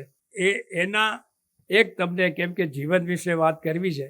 નરસિંહના અનેક પદો 150 વર્ષ સુધી એની મેન્યુસ્ક્રિપ્ટ, એની હસ્તપ્રત મળી નહોતી. 1612માં પહેલી વાર એની મેન્યુસ્ક્રિપ્ટ મળે છે, અને એમાં જે ભાષા છે એ જે આપણા વિદ્વાનો જૈન ભંડારોની ભાષા કરે છે એમાં 18મી 19મી સદીમાં પણ નહોતી. એટલા માટે આપણી ગુજરાતી ભાષાનું મૂળ છે એ ક્યાંક બીજે હતું, એ તપાસવાની સખત જરૂર છે. એનાથી વધારે હું અત્યારે કાંઈ બોલતો નથી. પણ શિવલાલ જેસલપુરાએ એ ધૂળ ધોયાની જેમ એના બધા પદો એમણે વર્ગીકૃત કરી અને 807 પદો એમણે કર્યા. એમાં જારીના 4 પદો છે. એ પણ એક પ્રસંગ છે કે નરસિંહને જ્યારે જેલમાં પૂરેલો હોય છે ત્યારે એને તરસ લાગે છે, ને એ ભજન કરતી વખતે એક બાઈ સોનાનો જગ લઈ, જગ એટલે જારી, એને પાણી પાય છે, અને એને તરત ખ્યાલ આવે છે કે આ કૃષ્ણ સ્ત્રી સ્વરૂપે આવ્યા છે. આ જોને કોઈ ઊભે આળસ મોડે, હરી આવ્યા છે નારીના વેશે. એવા 4માંથી 3 પદ જેન્યુઇન છે, 4થું પદ છે એ ઉપરથી ઠોકી બેસાડવામાં આવ્યું છે. આત્મચરિત્રના એટલે એના નરસિંહના 4 પ્રસંગના પદ મળે છે. કુંવરબાઈનું મામેરું, શામળશાનો વિવાહ, મારી હુંડી સ્વીકારો મહારાજ રે શામળા ગિરધારી હુંડીનું, અને હાર સમયના પદો એટલે એને જે કેદમાં પૂરે છે ત્યારના પદો. એ ટોટલ 109 પદો છે. એણે ગુજરાતી ભાષાનું પહેલું આખ્યાન કાવ્ય લખ્યું છે સુદામા ચરિત્ર. અને સાહેબ મેં 5-7 કવિઓના એના ચારિત્રો સાથે સરખાવ્યા. ઇવન પ્રેમાનંદનું પણ સુદામા ચરિત્ર ભાષાની દૃષ્ટિએ ગમે એટલું ઉજ્જવળ હોય, પણ સાચા ભક્તની સાચી વાત જો સુદામાનું રજૂ કર્યું હોય તો એ નરસિંહ મહેતાએ કર્યું છે. 8 પદો છે અને મને ત્યાં સુધી એવી પ્રતીતિ છે, આ મારી અંગત અનુભૂતિ છે, આમાં કોઈ પેલું નથી, કે નરસિંહ અને માણેકનો સંબંધ જે હતો એ આ સુદામા ચરિત્રમાં સુદામા અને એની પત્નીનો થાય છે. કોઈ જગ્યાએ કર્કશતા નથી, કોઈ જગ્યાએ એમાં આપણને ખૂંચે એવું કશું જ નથી. અને એટલું સુંદર પદ છે. એ 8 પદો છે. એમાં પણ જે 9મું પદ છે એ ઘુસાડેલું છે, કેમ કે નરસિંહ જે અષ્ટપદીઓ હતી જયદેવની, એટલે એણે આ એક અષ્ટપદી કથા કાવ્ય રજૂ કર્યું છે. એના દાંડલીલાના 12 પદો છે, વાત્સલ્યના 32 પદો છે, જાગને જાદવા કૃષ્ણ ગો વાળિયા, તુજ વિના ધેનમાં કોણ જાશે, આ જાતના જે પદો છે. ચાતુરીના જે જયદેવના ગીત ગોવિંદ ઉપર આધારિત જે દૂતી કાર્ય છે, અને એમાં આખી કથા છે કે રાધા એકલી બેઠી હોય છે અને કૃષ્ણ બીજા સાથે હોળી રમતા હોય છે કે રાસ રમતા હોય છે, એને ઈર્ષા થાય છે અને પછી એ કૃષ્ણ એને મનાવવા જાય છે ને લાંબુ છે અને એ અતિ શૃંગારિક કાવ્ય છે. અને શૃંગારના 473 પદો છે. એમાં વિપ્રલમ શૃંગાર પણ છે અને જેને આપણે સંભોગ શૃંગાર કહીએ એવો પણ શૃંગાર છે, પણ મોટે ભાગે વિપ્રલમના છે. અને એમાં ઝાંઝરના પદો છે, એમાં વાંસળીના પદો છે, ચાંદલાના પદો છે, અને એમાં એક જ આખો ગોપી ભાવની ભક્તિ. એટલે નરસિંહનું જે પ્રેમ તત્વ છે એ ખૂબ જ વિશિષ્ટ હતું. એમ કહે છે કે 9ધામાં નીવડો નથી આવતો, 10ધા. તમે ગીતામાં કહ્યું છે પત્રમ પુષ્પમ ફલમ તોયમ, તમે મને પાણીનું ટીપું બી આપશો તો એ મને પહોંચે છે. પણ નરસિંહ મહેતા એમ કહે છે કે જ્યાં સુધી તમે એને હૃદયપૂર્વક પ્રેમ નથી કરતા ત્યાં સુધી પ્રેમના તંતમાં સંત જાલે. તો એ જે પ્રેમનો જે પ્રેમ છે ગોપી ભાવ, અને એ ગોપી ભાવ એટલે સર્વસ્વ ન્યોછાવર, એક નિષ્કામ ભક્તિ, અનન્ય ભક્તિ અને એ અવ્યભિચારીણી ભક્તિ છે. એ લોકો જાણતા હતા કે આ બ્રહ્મ પુરુષ છે. અને એટલે યથા વ્રજ ગોપિકા નામ એમ નારદ એના ભક્તિ સૂત્રમાં લખે છે. અને એમ કહે છે કે એ લોકો જ્ઞાન સાથે કરતા હતા. એટલે એ નરસિંહની જે માધુરી ભક્તિના જે ભાવ છે એ અનેક રીતે વ્યક્ત થાય છે. એના જ્ઞાન ભક્તિના પદો અખિલ બ્રહ્માંડમાં એક તું શ્રીહરિ, આદિ તું અંત તું મધ્ય તું, એવા એના 65 પદો છે. એના પ્રકીર્ણ 27 પદો છે. અને પરિશિષ્ટના જે કદાચ નરસિંહના હોય ન હોય પણ નરસિંહ જેવા લાગે છે એવા 39 પદો છે. એ મળીને 807 પદો થાય છે. અને એ નરસિંહના મેં જેમ જ્ઞાનના પદોમાં આપને અખિલ બ્રહ્માંડમાં એક તું શ્રીહરિ, તમે વિચાર કરો કે ઈશાવાસ્ય ઉપનિષદ જે સૌથી જૂનું છે, યજુર્વેદના 40મા પ્રકરણનો જે ભાગ છે એને ઈશાવાસ્ય ઉપનિષદ કહેવાય. એનું પહેલું વાક્ય છે ઈશાવાસ્યમ ઇદમ સર્વમ. હવે એ નેહ નાનાદ કિંચનમ, એના સિવાય બીજું કાંઈ નથી. આખું બ્રહ્મ એક તત્વથી બનેલું છે. એ બ્રહ્મ છે, એ ચૈતન્ય છે. આપણે પણ એ ચૈતન્યના અંશ છીએ, માટે આપણે આપણી અંદર એને અનુભવી શકીએ છીએ. આ ઉપનિષદનો પ્રમુખ સાર છે. અને એ જે આખી વાત છે એ મેં આપને યુનિફાઈડ ક્વોન્ટમ ફિલ્ડ સાથે સ્વીકારી. અને જાગીને જોઉં તો જગત દિશે નહીં, ઊંઘમાં અટપટા ભોગ ભાસે. એટલે એ માયાને માયા નથી કહેતો, પણ એ એમ કહે છે કે જ્યારે તમે તમારી પરમાત્માની ચેતનામાં સ્થિત થાવ છો ત્યારે આ બધું તમને લીલા લાગે. એ લીલા શબ્દ વાપરે છે, લીલા ભાવ છે. અને બીજું કે કેમ કે હવે બ્રહ્મ લટકા કરે બ્રહ્મ પાસે. સાહેબ, લટકાનો કોઈ જવાબ જ નથી. વારી જાઉં રે સુંદર શ્યામ તમારા લટકાને, લટકે રઘુપતિ રૂપ ધરીને, લટકે રાવણ રોળ્યો છે, લટકે એક એક લટકામાં આખો યુગ બદલાઈ જાય છે. લટકે વાયો વંશ રે, લટકે માર્યો કંસ રે, એક એક તાતની આજ્ઞા પાળી રે. દશરથ એક એક લટકામાં આખો યુગ બદલાઈ જાય એવી સંભાવના છે. અને આપણે માટે કામની વસ્તુ શું છે ખબર છે સાહેબ, કે લટકે મળે નરસૈનો સ્વામી હિંડે મોઢા મોઢ રહે. આ આનંદથી એને, કેમ કે એને સાક્ષાત હતો. નરસિંહને મશાલની જરૂર પડી એ ખાલી કલ્પના છે. એ કાંઈ ફૂટબોલનો મેચ જોવા નહોતો ઊભો. જે આખું બ્રહ્માંડ, જે દેદીપ્યમાન, જે હિરણ્ય ગર્ભ છે, એમાંથી સાક્ષાત સ્વરૂપે એ કૃષ્ણ ગોપીના આકારો થઈને જે રાસલીલા આવતી હતી એ જોવા માટે તમારે કોઈ પ્રકાશની જરૂર જ નથી. તમે સૂરજને જોવા માટે દીવો કરો કે ન કરો, એવી રીતની આજે એ પેલી છે એ આખા લટકા છે ને લીલા ભાવ છે. અને એને કારણે જે મારી જિંદગીનો આ પ્રાણ મંત્ર છે, આજની ઘડી તે રળી આમણી રે, મારા વાલાના આવ્યાની વધામણી રે. બે વસ્તુ છે. You live from moment to moment. આ ક્ષણ વર્તમાન છે. ન ભવિષ્યની ચિંતા છે, ન ભૂતકાળનો અફસોસ છે, કે ન એની કોઈ સ્મરણ છે. લીવ નાવ, 200% નાવ. અને બીજું કે મારા વાલાની આવ્યાની વધામણી છે. એ ડિવાઇન પ્રેઝન્સનું તમે જ્યાં સુધી ફીલ ન કરો ત્યાં સુધી તમારી પાસે કરોડો રૂપિયા હોય, લાખો મહેલો હોય, પણ એ ભૌતિક 100% જ છે. એ આધ્યાત્મિક 100% તમને નથી મળતા. અને જે તમારી સાથે જીવની સાથે જવાનું છે એ તમારી આધ્યાત્મિકતા અને તમારા કર્મ જ જવાના છે.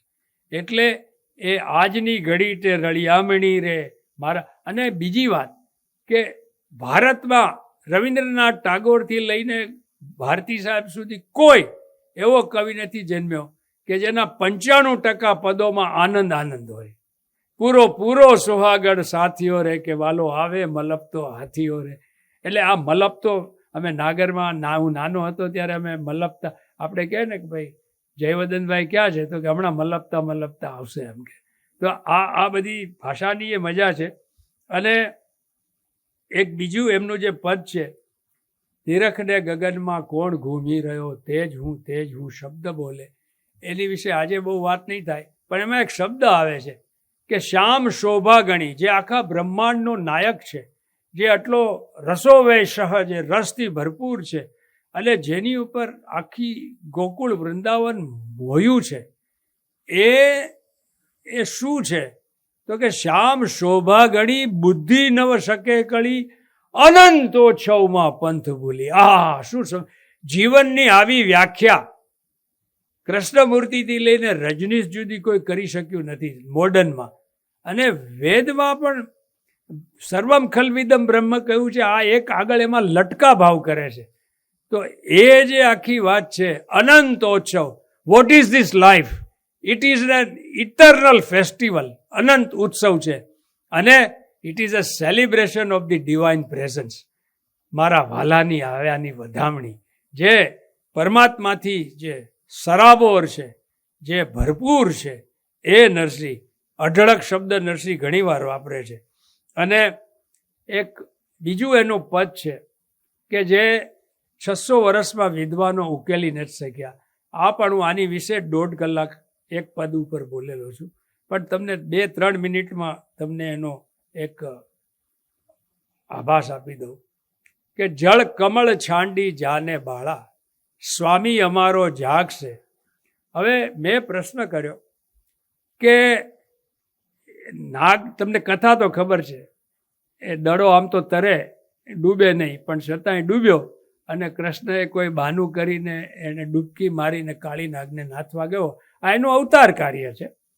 પણ કમળ અને નાગણ, જળ ગહન છાંડી હોય તો હજી સમજાય, પણ આ જળ કમળ શું કામ કહે છે?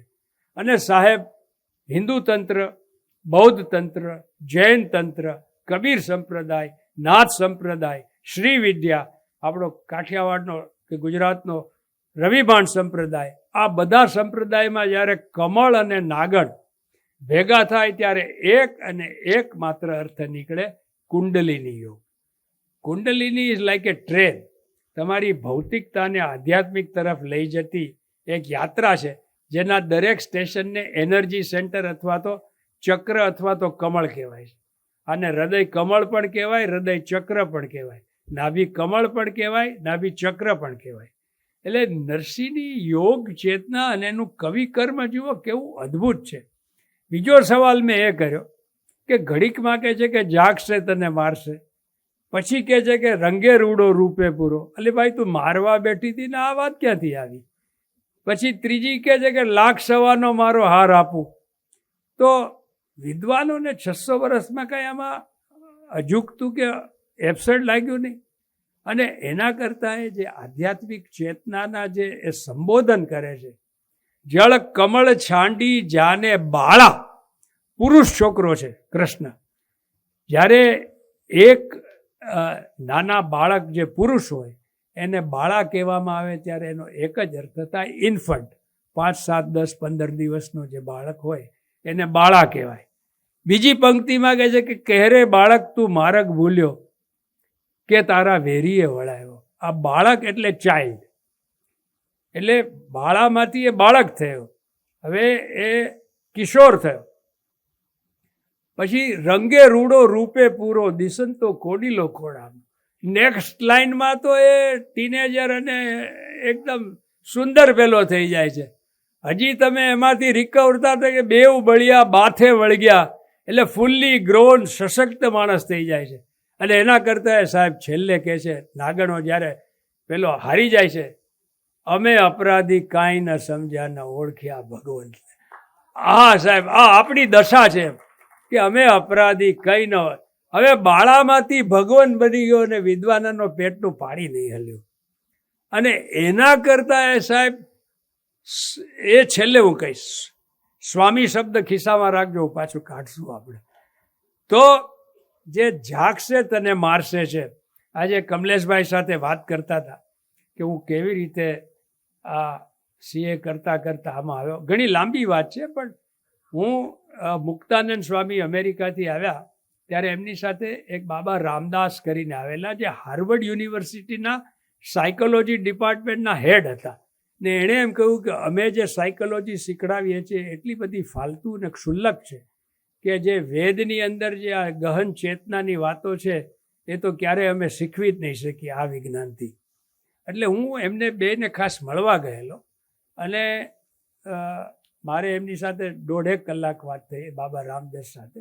એણે એમ કહ્યું કે દોસ્ત તું તત્વજ્ઞાનની રીતે તો સોર્ટેડ આઉટ માણસ છે, પણ તારે પરમાત્માની પ્રાપ્તિ માટે એક કોઈ સાધન, એક પ્રક્રિયા રાખવી જોઈએ. તને ભક્તિ પસંદ આવે તો ભક્તિ યોગમાં 12મા અધ્યાયમાં કૃષ્ણ કહે છે કે આમ ન થાય તો આમ, શ્રેયો ઈ જ્ઞાન અભ્યાસાત જ્ઞાન ધ્યાનમ વસી. તને આમ ન ફાવે તો ભાઈ આમ કર, આમ ન ફાવે તો આમ કર, કાંઈ ન થાય તો ખાલી કર્મફળ ત્યાગ કર, તો એવું તને મળે. તો આ જે આખી વાત છે, તો મેં કહ્યું સારું. ને હું મારી હોસ્ટેલમાં પાછો આવવા જતો હતો ત્યારે સાહેબ મુક્તાનંદે મને બોલાવ્યો અને અહીંયા ટપલી મારી. અને ત્યાં એક ગુજરાતી બેન હતા જેને અમ્મા કહેતા હતા. એને કહ્યું કે મારા બેડરૂમની નીચેની ગુફામાં આમને ધ્યાન કરવા મોકલો. તો હું ત્યાં ગયો તો ધીમે ધીમે મને એમ લાગ્યું કે મારા રૂવાડા ઊભા થાય. પછી મને એમ થયું કે મારું આખું હૃદય આઈ વિલ ડાય. અને થોડા વખતમાં તો જાણે મારું શરીર ગાયબ થઈ ગયું અને એક ફટ દઈને અહીંયા મારા અહીંયા હૃદય કમળની નીચે પાછળ એક ત્રાંબાના કલરની પટ્ટી, જેમ આપણે મેઝરિંગ ટેપનું પેલું હોય ને એવી જ. પછી મને ખ્યાલ આવ્યો કે આ નાગળ અને આ જે કુંડલીની યોગની વાત કરે છે, આ તો બહુ પછી સમજ પડી. મારા સુપ્રિન્ટેન્ડન્ટ હતા આરએલ ટ્રસ્ટના, અહીંયા 2 જણા છે, એ પોતે મને એણે કહેલું કે એમણે 18 જાતના મેડિટેશન શીખ્યા પછી આ મહર્ષિનું ટ્રાન્સેન્ડેન્ટલ મેડિટેશન કરે છે. પણ મૂળ વાત એ છે કે મનુષ્ય જાતનો સૌથી મોટો ભય, 50 સર્વેમાં બધામાં એક જ કારણ આવ્યું છે કે માણસને સૌથી મોટો ભય એના મૃત્યુનો હોય છે. એટલે એ જે ભય છે એની ઉપર જે જીત છે. તમને બધાને ખ્યાલ હશે, ગીતાનું આટલું બધું અધ્યયન કરો છો, જ્યારે દેવી સંપત્તિ આવે છે ત્યારે પહેલો શબ્દ કયો આવે છે? અભયમ સત્વ સંશુદ્ધિમ. તો એ અભયતા શરૂઆતમાં તમને આવે છે. પછી તમારી જિજ્ઞાસા જાગૃત થાય છે. કહેરે બાળક તું માર્ગ ભૂલ્યો કે તારા વેરીએ વળાવ્યો. વેરી આપણે પછી લેશું, પણ ત્રીજીમાં જ્યારે રંગે રૂડો રૂપે પૂરો દિસંતો કોડીલો કોડામનો, મુક્તાનંદજીએ પોતે એમની ચિત્તશક્તિ વિલાસમાં એના વિશે કર્યું છે. પણ જ્યારે એ કુંડલીની એ લેવલ પર આવે છે ત્યાં આ બધા ડિસ્ટ્રેક્શન્સ છે. તમે એટલાન્ટા ગોલ્ડ એપલની વાત સાંભળી હોય તો એક બાઈ છે એ બહુ ખૂબ દોડતી હોય છે એટલાન્ટા, અને એક બીજી બાઈ છે એના કરતાં છે ધીમી દોડતી હોય, પણ રેસ જીતવી છે એટલે 3-4 સોનાના એપલ રાખે છે. જરાક જેવી આગળ જાય એટલે દોડે, એટલે પેલી લેવા જાય તો પાછી આગળ નીકળી જાય. એમ કરતાં કરતાં છેલ્લે જ્યારે નાખે છે લેવા જાય છે ત્યારે પેલી બીજી બાઈ છે જીતી જાય છે અને જે સ્પીડવાળી બાઈ છે હારી જાય છે. તો આ આખું નાગણનું એટલે કે માયા શક્તિ, નાગ એટલે માયાનો મોહપાશ, અને એની શક્તિ જે આ માયાની છે એ તમને ડિસ્ટ્રેક્ટ કરે છે અને તમને ઉપર જતા રોકે છે આધ્યાત્મમાં. તો રંગે રૂડો રૂપ નરસિંહે બહુ જ સંયમથી 4 શબ્દ વાપર્યા છે. Basically it is a sexual explosion. તમારી કામ શક્તિ જે છે એની ઉપર તમારે વિજય મેળવવાનો છે. રંગે રૂડો રૂપે પૂરો દિશંતો કોડીલો કોડામણો, you are looking handsome, I desire you and you are desirable. દિશંતો કોડીલ. પણ આ તો નટરાજ છે એટલે અને યોગેશ્વર છે એટલે તરત જૂટી જાય છે. એટલે જ્યારે નાભી કમળમાંથી જ્યારે હૃદય કમળમાં આવો છે એ મોહનું સ્થાન છે. એટલે કે છે તારી માતાએ કેટલા જન્મ્યા એમાં તું અળખામણો. તો આ મોહ પછી એમાંથી એ કહે છે કે મારી માતાએ 2 જન્મ્યા, તારે એનું શું કામ છે, તું નાગને જગાડ ને. પછી છેલ્લો પાસો ફેંકે છે લોભનો, કે એનાથી કોઈ છૂટતું નથી. બરાબર કંઠ ઉપર આવે છે ત્યારે કહે છે કે 1,00,000 સવાનો મારો હાર આપું રે તુજને દોર્યો, આટલું મારા નાકથી છાનું આપું કરીને ચોર્યો. ભાઈ તારે હમણાં તો જાગશે તને માર્ક્સ કહેતી હતી, તને શું ગરજ છે કે તારા આવા ખૂખાર નાગ પાસે એને ત્યાં ચોરી કરીને અને હાર આપે. પણ બેઝિકલી આ બધા જે ભય, કામ, મોહ, લોભ, એનાથી એક પર જઈ વૈષ્ણવજનમાં આ જ બધી વાતો છે.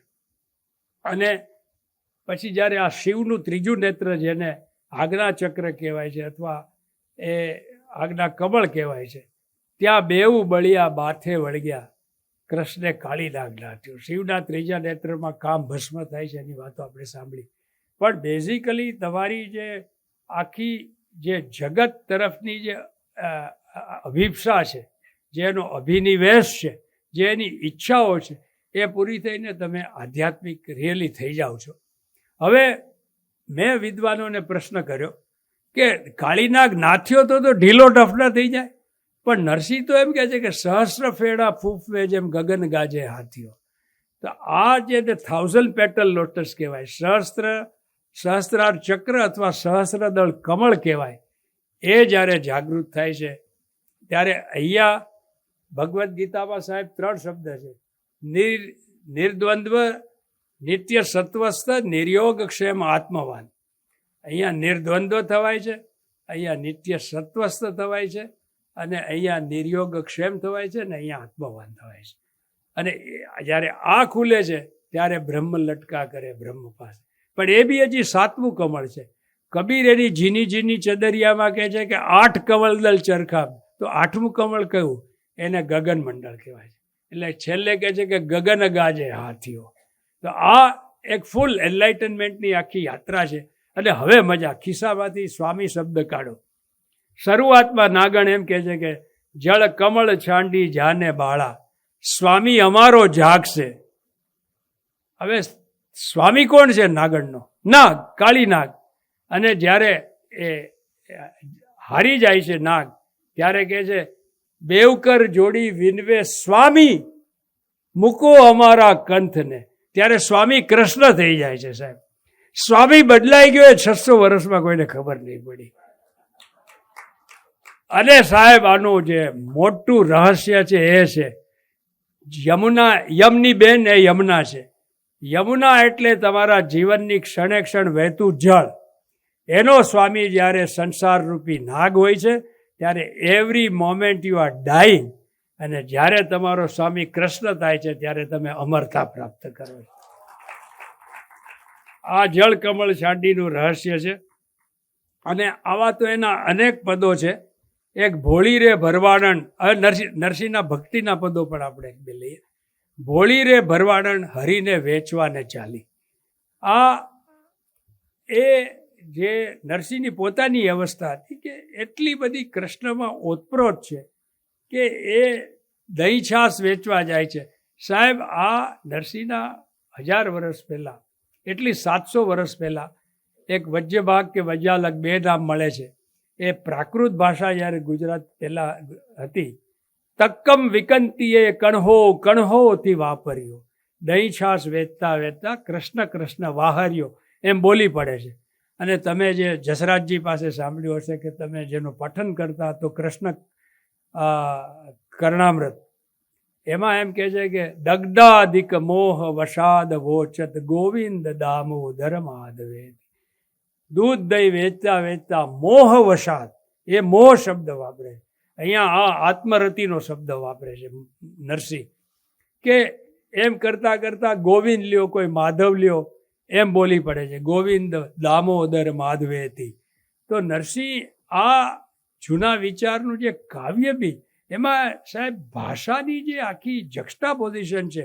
ભોળી રે ભરવાડણ હરીને વેચવા ચાલી, 16 સહસ્રનો વાલો મટુકીમાં ઘાલી. આ તમે જુઓ. અને એમાં મારા જેવો એક તોફાની માણસ હશે, એને રોકે છે કે હાલ ભાઈ મેં લીધો કૃષ્ણને તારા. ત્યારે એને અચાનક ખ્યાલ આવે છે.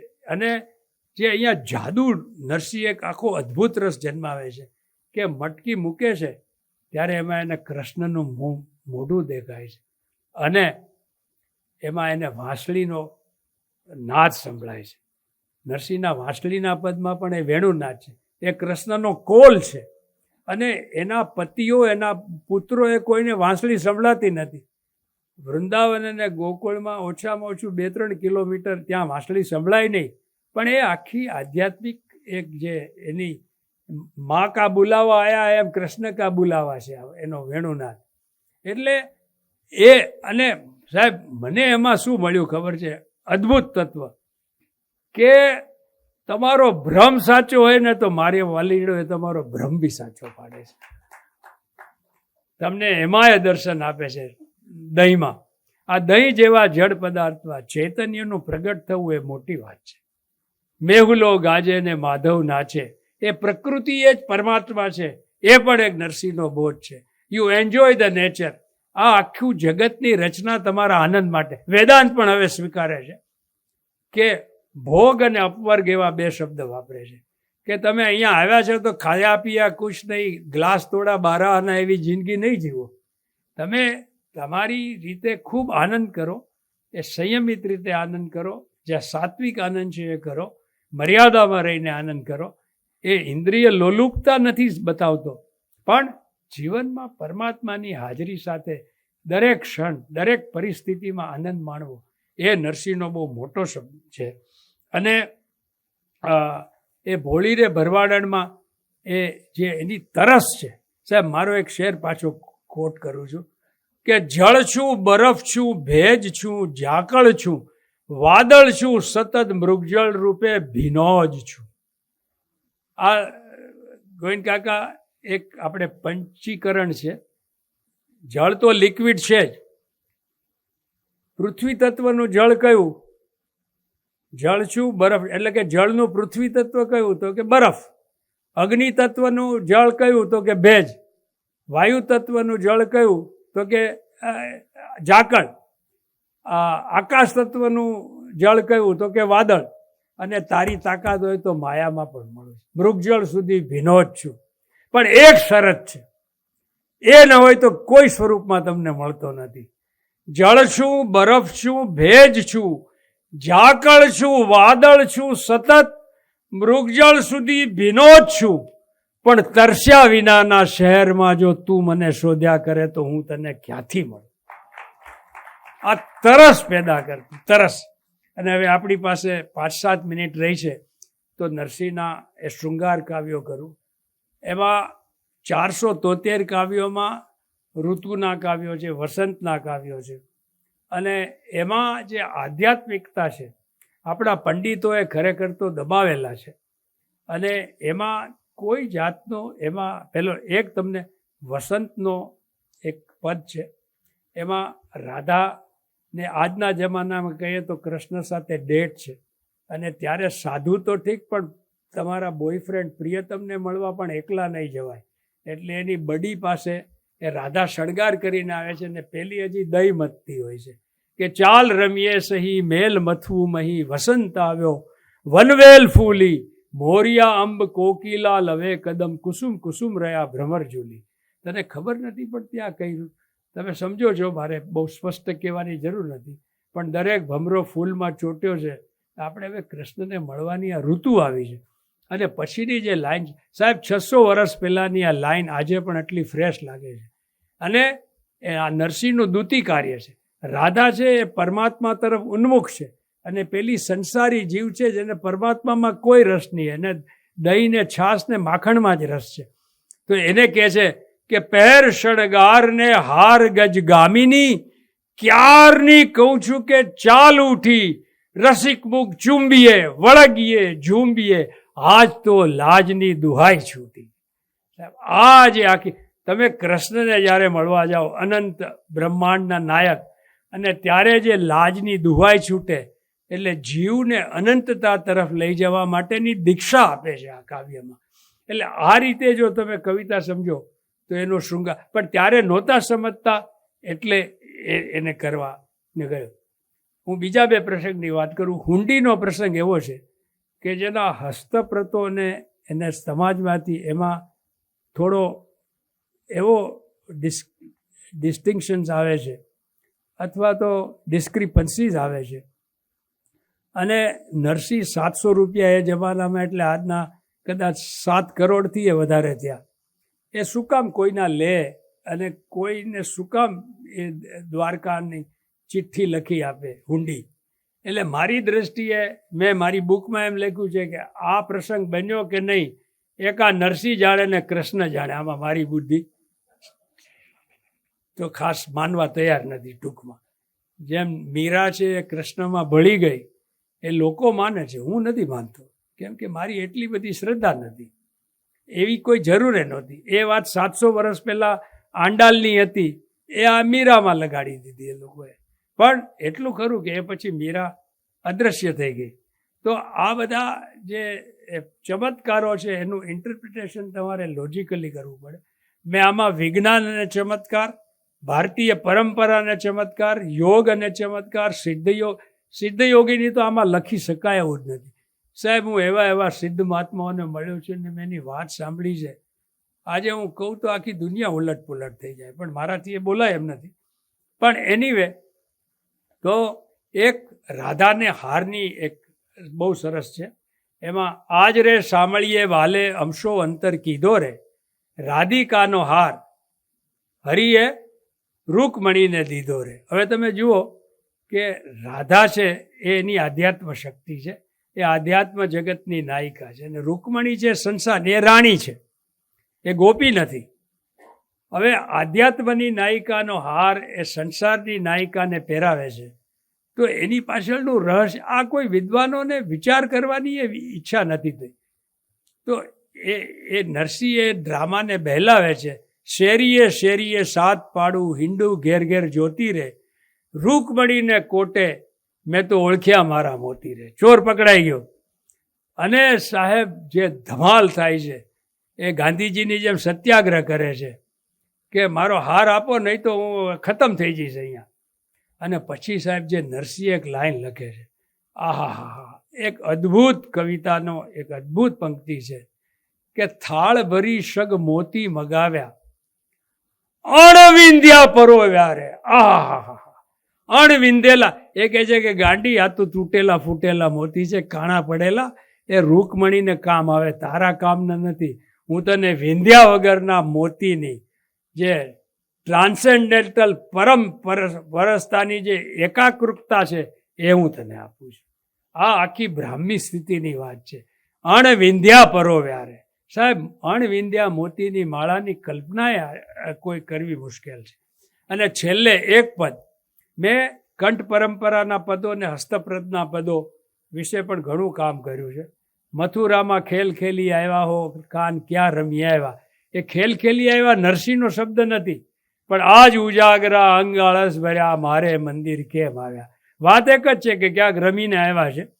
અને એનું આખી એ રાધાનો ગર્વ તોડવા માટે કરે છે. અને આ જે હું છેલ્લું પદ લઉં છું એ એટલા માટે છે કે એ કંઠ પરંપરામાં છે પણ મેન્યુસ્ક્રિપ્ટમાં નથી. પણ જે નરસિંહની કવિતાના જે આખા વ્યાપક લક્ષણો છે એ બધા આમાં છે. અને તમને બધાને મોઢે છે કે નાગર, આપણે એનાથી આજ સાંજ પૂરી કરીએ છીએ કે નાગર નંદજીના લાલ રાસ રમનતા મારી નથણી ખોવાણી કાના જડી હોય તો હાલ. હવે જુઓ કે રાસમાં બહેનો અહીંયા ઘણા છે, તમારી બંગડી તૂટે, કાનની બુટ્ટી નીકળી જાય, પણ જડબે સલાક નથણી કેવી રીતે જાય? અને જ્યારે એ ભૌતિકતાની વાત આવે છે, નાની અમથી નથણીને માય જડેલા મોતી, નથણીને કારણ હું તો ગોતીને, એમાં ઘણા બધા પહેલાં છે કે અને નાની અમથી નથણીને માય જડેલા હીરા, નથણી ગોતીને આપો સુભદ્રાના વીરા. હવે જ્યારે હીરા મોતીની વાત છે ત્યારે નથી મળતી. નરસિંહ કંઈક બીજી વસ્તુ છે એ કહેવા માટે એક પંક્તિ વાપરે છે કે નાનેરી પહેરું તો મારે નાકે ના સોહાય, મોટેરી પહેરું તો મારા મુખ પર ઝોલા ખાય. આ સાહેબ અહંકારની વાત છે. જે શૃંગારના પદો છે એની કુંજ, નિકુંજ અને નિભૃત નિકુંજ એવી 3 અવસ્થા છે. આમ તો એ જગ્યાના નામ છે પણ ચેતનાના નામ છે. કુંજ એટલે તમારી જાગૃત અવસ્થા છે જેમાં સર્વ સખીઓને પ્રવેશ છે. એ આખી સમગ્ર ઇન્દ્રિયોનું જગત છે. પછી જે નિકુંજ છે એમાં ખાલી અષ્ટ સખીઓને પ્રવેશ છે. એ તમારી સબકોન્શિયસ ચેતના, એટલે જે પંચ કોષનું જે છે એમાં અન્નમય પ્રાણમય કોષ છે એ કુંજ છે, મનોમય અને વિજ્ઞાનમય કોષ છે નિકુંજ છે. એમાં 8 સખી એટલે આકાશ, વાયુ, અગ્નિ, જલ, પૃથ્વી, મન, બુદ્ધિ ને અહંકાર. આ 8 સખીઓ ત્યાં છે. અને જે નિવૃત્ત નિકુંજ છે, સેન્ક્ટમ સેન્ક્ટોરિયમ, ધ લોનલીએસ્ટ પ્લેસ. ભાગવતમાં વાત છે, રાસ રમતા રમતા કૃષ્ણ એક બાઈને, એક ગોપીને લઈને જાય છે ને પેલી ગોતવા જાય છે. પેલા 4 પગલાં મળે છે, પછી 2 પગલાં મળે છે. અને એક નિકુંજમાંથી જેવી નિવૃત્ત નિકુંજમાં જાય છે ત્યારે ભાગવત કહે છે કે એને અહંકાર થાય છે કે આટલા બધામાંથી મને એકને સિલેક્ટ કરી. અને એ જ વખતે કૃષ્ણ ગાયબ થઈ જાય છે, અંતર ધ્યાન થઈ જાય છે. પછી તો એ રોવે છે ને આ છે. એટલે નિવૃત્ત નિકુંજમાં માત્ર 2 જણા છે, રાધા અને કૃષ્ણ, જીવ અને પરમાત્મા. અને એની વચ્ચેનો જે છેલ્લો ભેદ છે એ તમારી અસ્મિતાનો, તમારા અહંકારનો છે.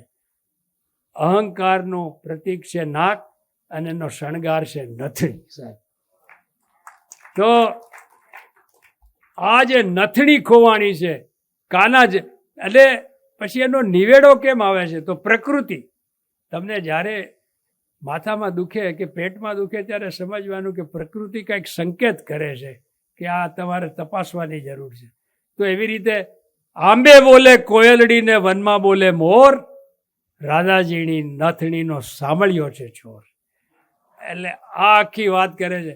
પછી એને નરસિંહ એને નથણી આપી કે નહીં? નરસિંહ બહુ મોટો કવિ છે, એમ જલ્દી જવાબ આપે નહીં. એ ખાલી એમ કહે છે, નથણી આપો ને પ્રભુ નંદના કુંવર, નરસૈયાના સ્વામી ઉપર જાઉં બલિહર, આપણી બધાની નથણી ખોવાઈ જાય એવી આશા સાથે હું. તો હસ્તપ્રદ છે એ નરસિંહ મહેતાના પોતાના અક્ષર છે? ના, એ લૈયાએ લખેલા છે. અચ્છા. અને નરસિંહની એક મોટી વાત છે, હરીન્દ્ર દવે એના વિશે ખાસ કહેવું છે કે એવડો મોટો કવિ હતો કે 150 વર્ષ એ ખાલી લોકશ્રુતિમાં જીવ્યો. એને કેમ કે એ આખા દરેક સમાજમાં જતો, ગઢવી, ચારણ, હરિજન, બ્રાહ્મણ. અને એટલે એના જે એની એક તો એની જે આ સળંગ લય હતી, જાગને જાદવા કૃષ્ણ ગો વાળિયા તુજ વિના ધેનમાં કોણ જાશે, અથવા તો જાગીને જોઉં તો જગત દિશે નહીં, ઊંઘમાં અટપટા ભોગ ભાસે. એના ઉપદેશના પદો, જેહના ભાગ્યમાં જે સમય જે લખ્યું તે, આમાં કોઈને યાદ કરવાની જરૂર જ ન પડે, એટલા બધા યાદ રહી જાય એવા એના હતા. અને જુઓ કેટલી વાર જ આવે, જાગીને જોઉં તો જગત દિશે નહીં, જે ગમે જગતગુરુ જે દેવ જગદીશ ને, પડો રે પોપટ, તરત જ તેજમાં તત્વ તું ત એટલે આ જે એનું જે રવાનુકારી ભાષા, એનું આ જે અલંકારિક જે આખી બાની છે એ જમાનામાં કોઈ આવી સાંભળી જ નહોતી. એટલે એટલા બધા મુગ્ધ સાહેબ, ટોટલ 500 જેટલી હસ્તપ્રતો છે, એમાંથી જેસલપુરાએ 121 હસ્તપ્રતોને પ્રમાણિક માની છે. એમાંથી મારું માનવું છે કે ઘણામાં પુનઃ પૌન્ય એટલે રિપીટેશન છે. એક પદમાં રમઝમ રમઝમ નેપુણ વાજે છે, તો બીજામાં રણજણ રણજણ છે, તો એવી રીતે છે. ઘણા પદો સરખા છે અને ઘણા પદો તમને તરત ખબર પડી જાય કે આ નરસિંહના છે જ નહીં, કેમ કે એમાં નરસિંહના લક્ષણ નથી, એની લય તૂટે છે, એના શબ્દોમાં મેળ નથી. એટલે એ રીતે જોતા, જેમ આપણે મેલેરિયા છે કે ટાઇફોઇડ છે એમ નક્કી કરીએ, તો એવી રીતે લોજિકલી એને તપાસવા પડે. પુરાતત્વ ખાતામાં કઈ એનું વિશ્લેષણ તો કેટલા વર્ષ પહેલાના છે હસ્તપ્રત? હસ્તપ્રત પહેલી 1612 મળે છે સાહેબ. અચ્છા. હા, એટલે 400, એટલે મેં એવો એક વિષય ઉપાડેલો કે જે કેકા શાસ્ત્રીથી માંડીને હેમચંદ્રાચાર્યથી જે જૈન ભંડારોની ભાષા આવે છે, હવે નરસિંહજી 1612 મળેલી એ પુરાતત્વ ખાતાને વિદ્વાનોએ લખેલ સાથે એનું પેલું મળે છે. અને એનું આ 1572 એટલે 1572 એ આ પેલો પ્રસંગ બન્યો હારના પ્રસંગમાં એવું બને છે કે એના શૃંગારને કારણે રાજાને ખૂબ કમ્પ્લેન્ટ્સ મળે છે અને એને પકડી લઈ આવવા કહે છે. એનો જે કાસદ, એનો જે મેસેન્જર હોય છે કે જે લઈ આવો લંપટ નરસિંહને, અને એને કહે છે કે તું ભક્તિ હોય તો આ બધું શું લખે છે આવું, અને તારા ભગવાનને તું પ્રૂફ આપ કે તું એની સાથે છે. એ કથામાં તો એવું છે કે ભગવાન નરસિંહને હાર પહેરાવે છે ને રાજા એને પગે પડે છે, પણ મારી દ્રષ્ટિએ રાજા પોતે રામાંડલિક એ પોતે વિદ્વાન હતો, એની બહેને તો સંસ્કૃતમાં ગ્રંથો લખેલા છે, અને એણે આ બધું ભગવાને એનામાં બુદ્ધિ આપી અને એણે પોતે જ એણે બચાવ્યો એવી પણ શક્યતા છે. આજે કશું જ પાક્કું કહેવાનો મતલબ નથી, પણ આપના પ્રશ્નનો જવાબ એ છે કે આજથી 413 વર્ષ પહેલાં એ પહેલી મેન્યુસ્ક્રિપ્ટ મળી, એ પછી મળી છે. અને આ બધા શૃંગારના પદોની પહેલાં મળી અને જ્ઞાનના પદોની પાછળ મળી, કેમ કે પેલા સામાન્ય જનને એમાં રસ નહોતો ને એને કંઠસ્થ નહોતું થતું, એટલે બ્રહ્મ લટકા કરે, બ્રહ્મ પાસે ને બધું આ ભરવાડો ને સામાન્ય ગાયકો ને એ બધાને એમાં રસ નહીં પડે, એવું મારું માનવું છે. બરાબર. અને એટલે એ હસ્તપ્રતો. પણ તમે જ્યારે નરસિંહને સમગ્ર વાંચો, મેં સાહેબ એના આ બધી મેન્યુસ્ક્રિપ્ટ ઓછામાં ઓછી 30-35 વાર વાંચી હશે, અને કોઈ પણ વસ્તુનું તારણ લેવા પહેલાં એની સમગ્રતા, એનું ઔચિત્ય એ બધું જોવું પડે. અને મને જે ભગવાને બુદ્ધિ આપી એ રીતે મેં કર્યું. અને આજે આ જળકમળ છાંડી એવું નથી કે મેં લાકડે બાકડું બેસાડ્યું છે સાહેબ. શિવ સંહિતાના નરસિંહના એક પદ સાથે મેં એક લાઈન સરખાવી છે. જય હો. આ રંગે રૂડો રૂપે પૂરોનું મને ચેલેન્જ કર્યું, તો મેં કહ્યું કે સાહેબ શિવ સંહિતામાં લખ્યું છે કે જ્યારે એ નાભી કમળ સુધી એ એનર્જી પહોંચે છે, તસ્યા સર્વ કામાંગના ભજંતી કામ મોહિતા. આટલો બધું તમને મળે છે કે એ વખતે સ્ત્રીઓ એના તેજથી આકર્ષાઈને એના મોહમાં પડે છે, પ્રેમમાં પડે છે, જે કહેવાય, અથવા તો એ પોતે સ્ત્રીઓ તરફ આકર્ષાય છે, વોટેવર. પણ એ છે ત્યાં બેઉ બળિયા માથે વળગ્યા, અહીંયા સફેદ નાગ ને કાળી નાગ અહીંયા છે, એવું પણ વર્ણન છે. પણ એ છે ને એકેડેમિક છે, બુકમાં સારું લાગે, ભાષણમાં સારું ના લાગે. ચાલો, ધન્ય. અને એ હસ્તપ્રતના દર્શન કરવા હોય તો થાય? હા. ક્યાં હોય? ગુજરાત વિધાનસભામાં છે મોટે ભાગે, અને એ અમદાવાદમાં જ છે. એનું મેન જે છે, અમુક વડોદરામાં છે, અમુક ભારતી વિદ્યા ભવન મુંબઈમાં છે. મેં વિધાનસભા અને ભારતી વિદ્યા ભવનમાં જોયેલા છે. અને એ બિલકુલ એક નરસિંહના નામે પેલા એક પંડિતનું ફરતું હતું કે એણે એનું ક્રિયાકર્મ કરાવ્યું ને તો જ્યાં લગી આત્મા તત્વ ચીન્યો નહીંમાં નરસિંહ વારે વારે કહે છે શું થયે વાળ લૂંચન કીધે શું થયે તીરથને સ્નાન કીધે એ બધા છે પ્રપંચ પેટ ભરવા તણા એ કર્મકાંડમાં માનતો જ નથી એ માત્ર પ્યોર આધ્યાત્મ તત્વમાં માને છે અને ધ્યાનથી ભક્તિથી જ્ઞાનથી ત્રણેય રીતે એને પામે છે એટલે એ રીતે. હાજી બેન આપનો. સર મારે 2 સવાલ પૂછવા છે કે જુનાગઢની અંદર નરસિંહ મહેતાના ચોરામાં એનું જે ઘર છે એ એના મૂળ સ્વરૂપમાં જળવાયેલું નથી ને, એવું લાગતું નથી, એટલું જૂનું એટલું બધું એ રિનોવેટ થયેલું છે. અને બીજો મારો સવાલ એ છે કે સખી કુવાને કાંઠે કેવડો મહી ડોલે ફણીધર નાગરે, એ પદ નરસિંહનું છે અથવા તો એ કોનું છે? કોનું છે તો કહેવાય નહીં, પણ નરસિંહનું નથી. અને તમારો પહેલો સવાલ મેં આમાં લખ્યું છે. હાજી બેસો ને. તો નરસિંહના જે ચોરાની જે એનું જે ત્યાં પૂજાપાઠ કરનારા જે ગોર છે એ મારા બનેવીના ખાસ મિત્ર અને એના દાદીને, એટલે હું તમને વાત કરું છું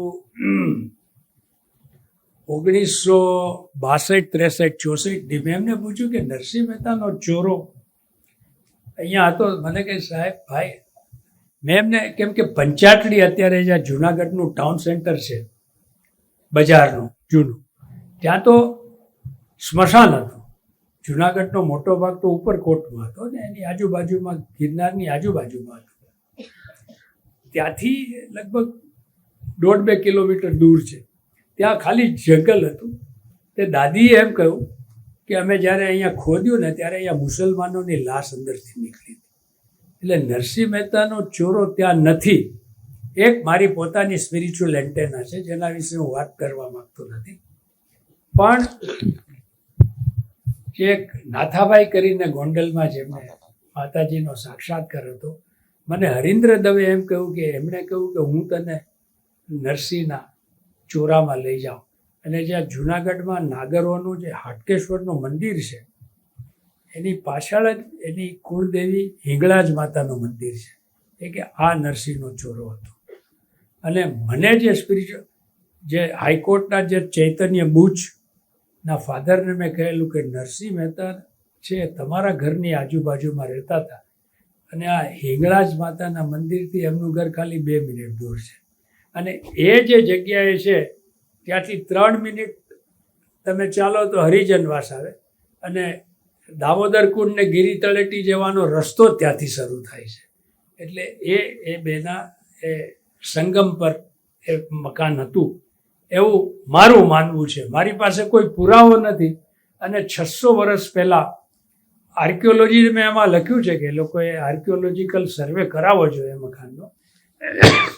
હમણાં હું છેલ્લે ગઈ વર્ષે જુનાગઢ ગયો ત્યારે ત્યાં રિપેર કામ ચાલતું હતું અને મને જરા ધ્રાસકો પણ પડ્યો કે મૂળ જે આખું હતું એ તોડી ફોડીને કરે છે. પણ બેન એટલે દૂર ગામ હતું જ નહીં નરસિંહના વખતમાં, 550-600 વર્ષ પહેલાં. અને much before that place the ended. અને એ જમાનામાં એ તો ગીરના સાવજ ને સિંહનો પ્રદેશ છે, એટલે કોઈ ત્યાં મકાન બાંધીને રહે એવી શક્યતા પણ ઓછી છે. એટલે એ ચોરો એ નથી. અને હવે એ લોકોને જે ગ્રાન્ટ મળી છે એમાં બહુમાળી મકાન કરીને જે કંઈ રહી સહી સેન્ટિટી હતી એ પણ ખતમ થઈ ગઈ છે. જય હો. નમસ્તે સાહેબ. સાહેબ નરસિંહના અમુક પદો જોઈએ તો નરસિંહ દ્વૈતવાદી લાગે કે ભૂતળ ભક્તિ પદાર્થ મોટું, દ્વૈતવાદી લાગે. અને અમુક પદો જોઈએ તો નરસિંહ અદ્વૈતવાદી લાગે કે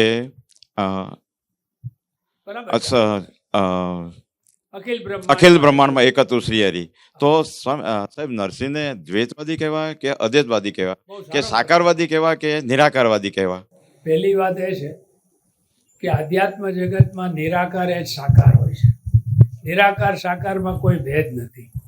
નરસિંહ પોતે અખિલ બ્રહ્માંડમાં એક તું શ્રી હરિ કહે છે અને પછી બીજા જ શ્વાસમાં એમ કહે છે કે જુજવે રૂપે અનંત ભાસે. એટલે જે ઈશાવાસ્યનું જે વાક્ય મેં જે કહ્યું, ઈશાવાસ્યમ ઇદમ સર્વમ નેહ નાનાત કિંચનમ, એના સિવાય બીજું કાંઈ નથી. તમને વેદમાં પણ એવી ઋચાઓ મળે કે જે દ્વૈતવાદી છે ને અમુક અદ્વૈતવાદી છે, પણ જો તમે ઈ શબ્દ સ્વીકારો તો ધેર ઇઝ એન એન્ટિટી. અને જે મેં કહ્યું કે બ્રહ્મસૂત્રમાં સ ઈક્ષત, એણે જોયું, એણે ઈચ્છા કરીને બ્રહ્મ પ્રગટ થયું. એકોહમ બહુશ્યામ, I am the one, I become the many. એટલે એ પોતે જ એણે આની રીતે કર્યું.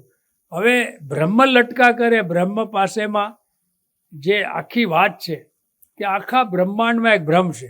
આ પાણી પીનારો છે એ બ્રહ્મ છે, પાણીની બોટલ પણ બ્રહ્મ છે, અને પાણી પીવાની પ્રક્રિયા એ પણ બ્રહ્મ છે.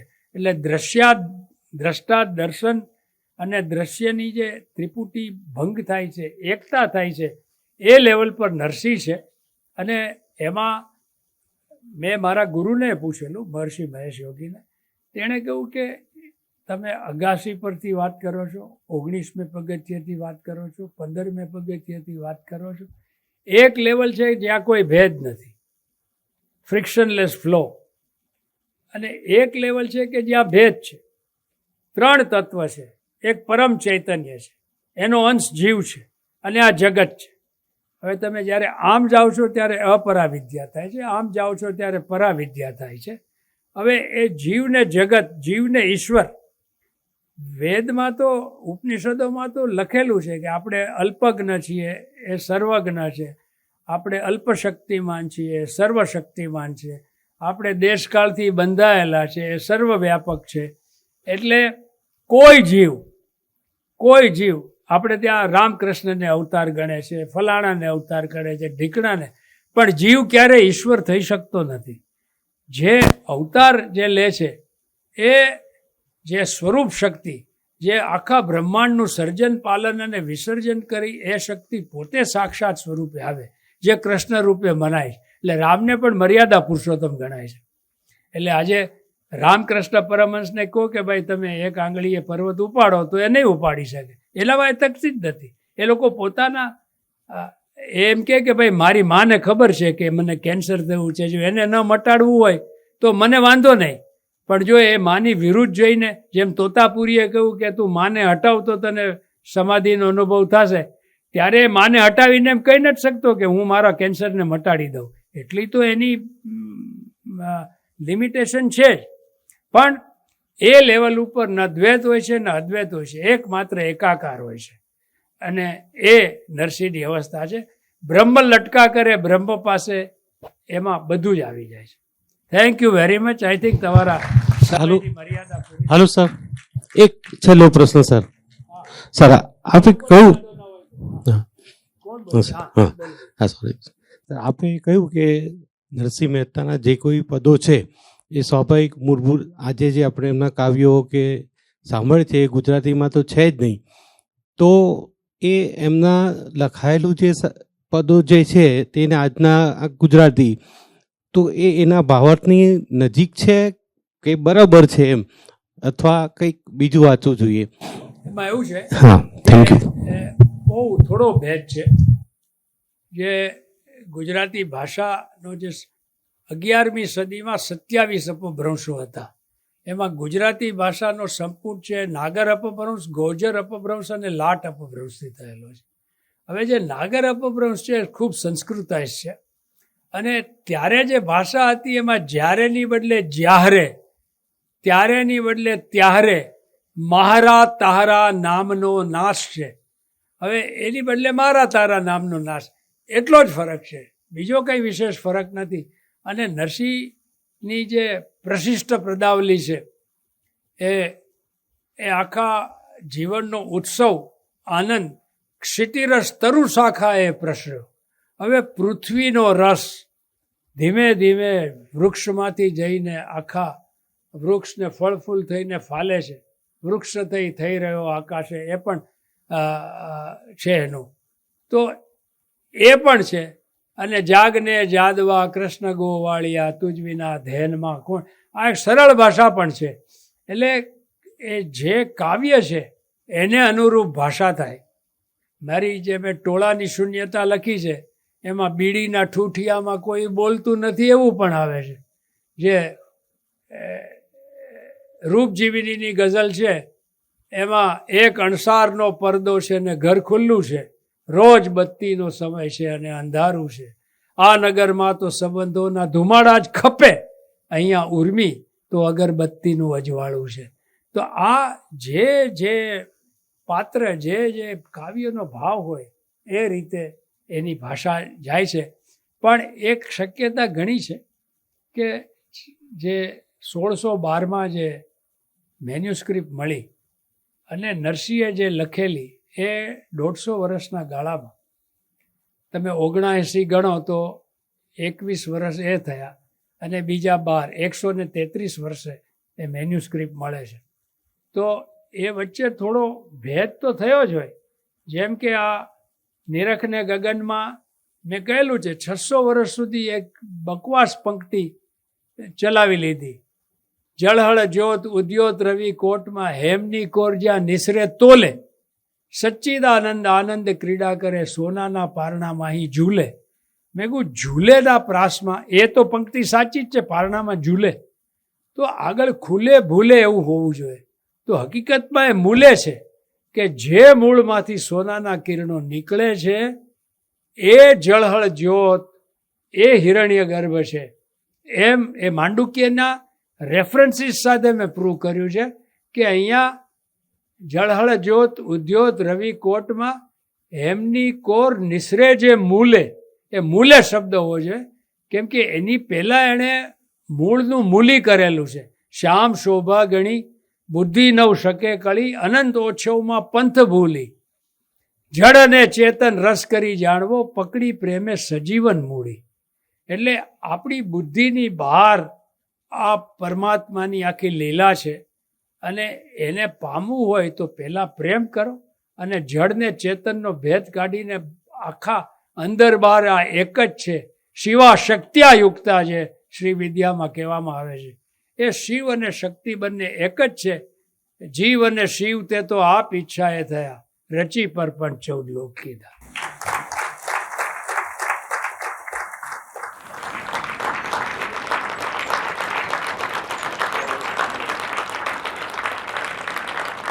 ફ્રિક્શનલેસ ફ્લો, અદ્ભુત અદ્ભુત. કૃષ્ણના વેણુ નાદથી તરબતર થઈ ગયો આજે તારામોતી હોલનો તરસ્યો આ પ્રેક્ષાગાર. કેમ કરી તમારા આ અહોભાવને તમારી સમક્ષ પ્રસ્તુત કરીએ, શબ્દો નથી.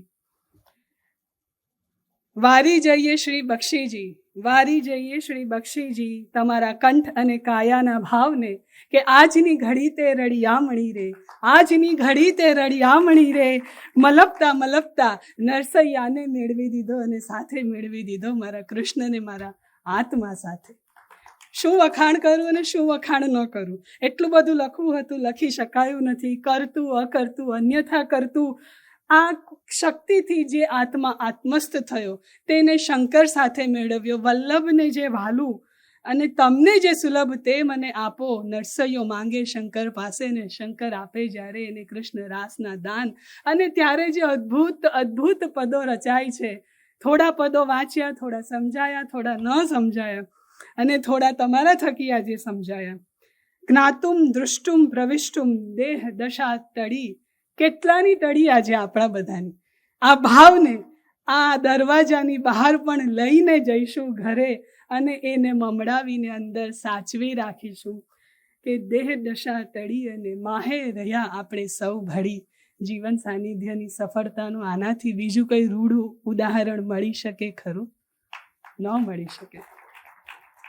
જીવને અનંતતા તરફ લઈ જતા આ સત્રને આપણે માણ્યું. બક્ષીજી, તમારો આભાર નથી માનવો, કારણ કે આજે તમે અમારા જેવા કૃષ્ણ પ્રેમી થઈ ગયા, જીવન સાનિધ્ય સાથે ભળી ગયા. ઉર્મી કવિ કહીએ, ભક્ત કવિ કહીએ, આદિ કવિ કહીએ કે ક્રાંતિકારી કવિ કહીએ, જગત આખાએ જેને જાણ્યા છે એવા નરસૈયા સાથે અમારી મુલાકાત તમે કરાવી દીધી. થોડું ઘણું વાંચેલું, થોડું ઘણું સમજેલું, પણ કુંડલીની ચક્ર અને જળકમળ છાંડીનો જે ભાવ આજે સમજ્યા તે બીજે ક્યાં સમજવા જતે.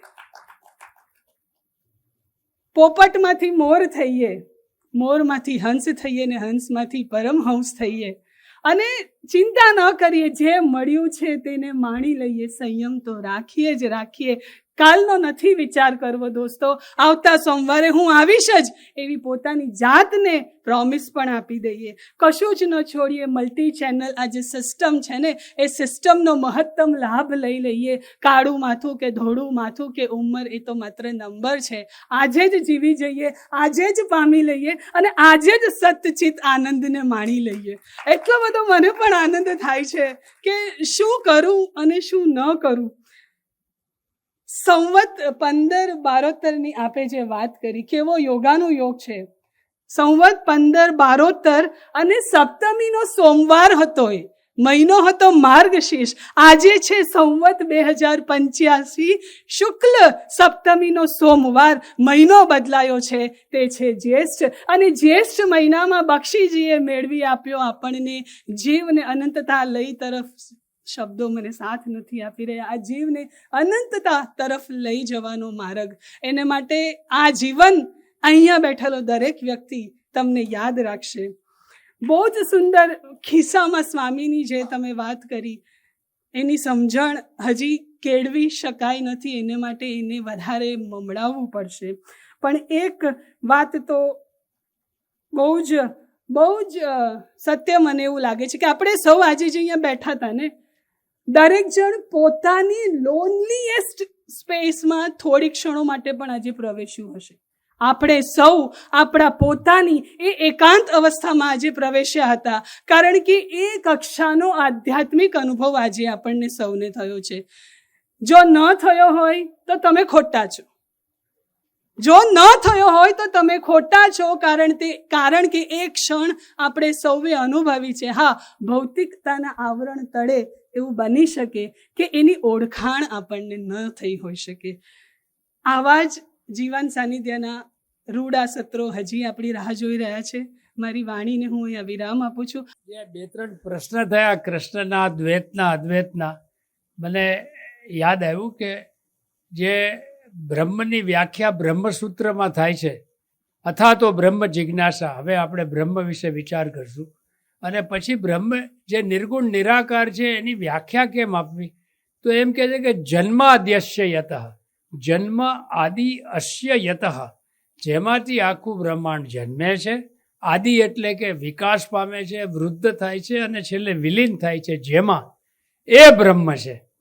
એટલે જેણે બ્રહ્માંડને બનાવ્યું છે, જે બ્રહ્માંડની જેની શક્તિથી બ્રહ્માંડ ટકે છે, અને જ્યારે બ્રહ્માંડ વિલીન થશે પ્રલય પછી, ત્યારે જેમાં સમાશે એ બ્રહ્મ છે. હવે તમે વિચાર કરો કે શ્રીમદ ભાગવત જે આટલો મોટો ગ્રંથ કૃષ્ણનો છે, એના પહેલા શ્લોકનો પહેલો શબ્દ કયો છે? જન્માદ્યસ્ય યતઃ. તો આ બ્રહ્મસૂત્ર, એટલા માટે એને પરમહંસોની સંહિતા કહી છે ભાગવતને. અને એ પછી એમાં સ્પષ્ટતા કરે છે કે કૃષ્ણસ્તુ ભગવાન સ્વયં. આ જે આખું બ્રહ્માંડ જેણે બનાવ્યું છે, બ્રહ્મની સાક્ષાત પર્સનાલિટી એટલે કૃષ્ણ છે. એટલે દ્વૈત પણ છે, અદ્વૈત છે અને એનાથી પર પણ છે.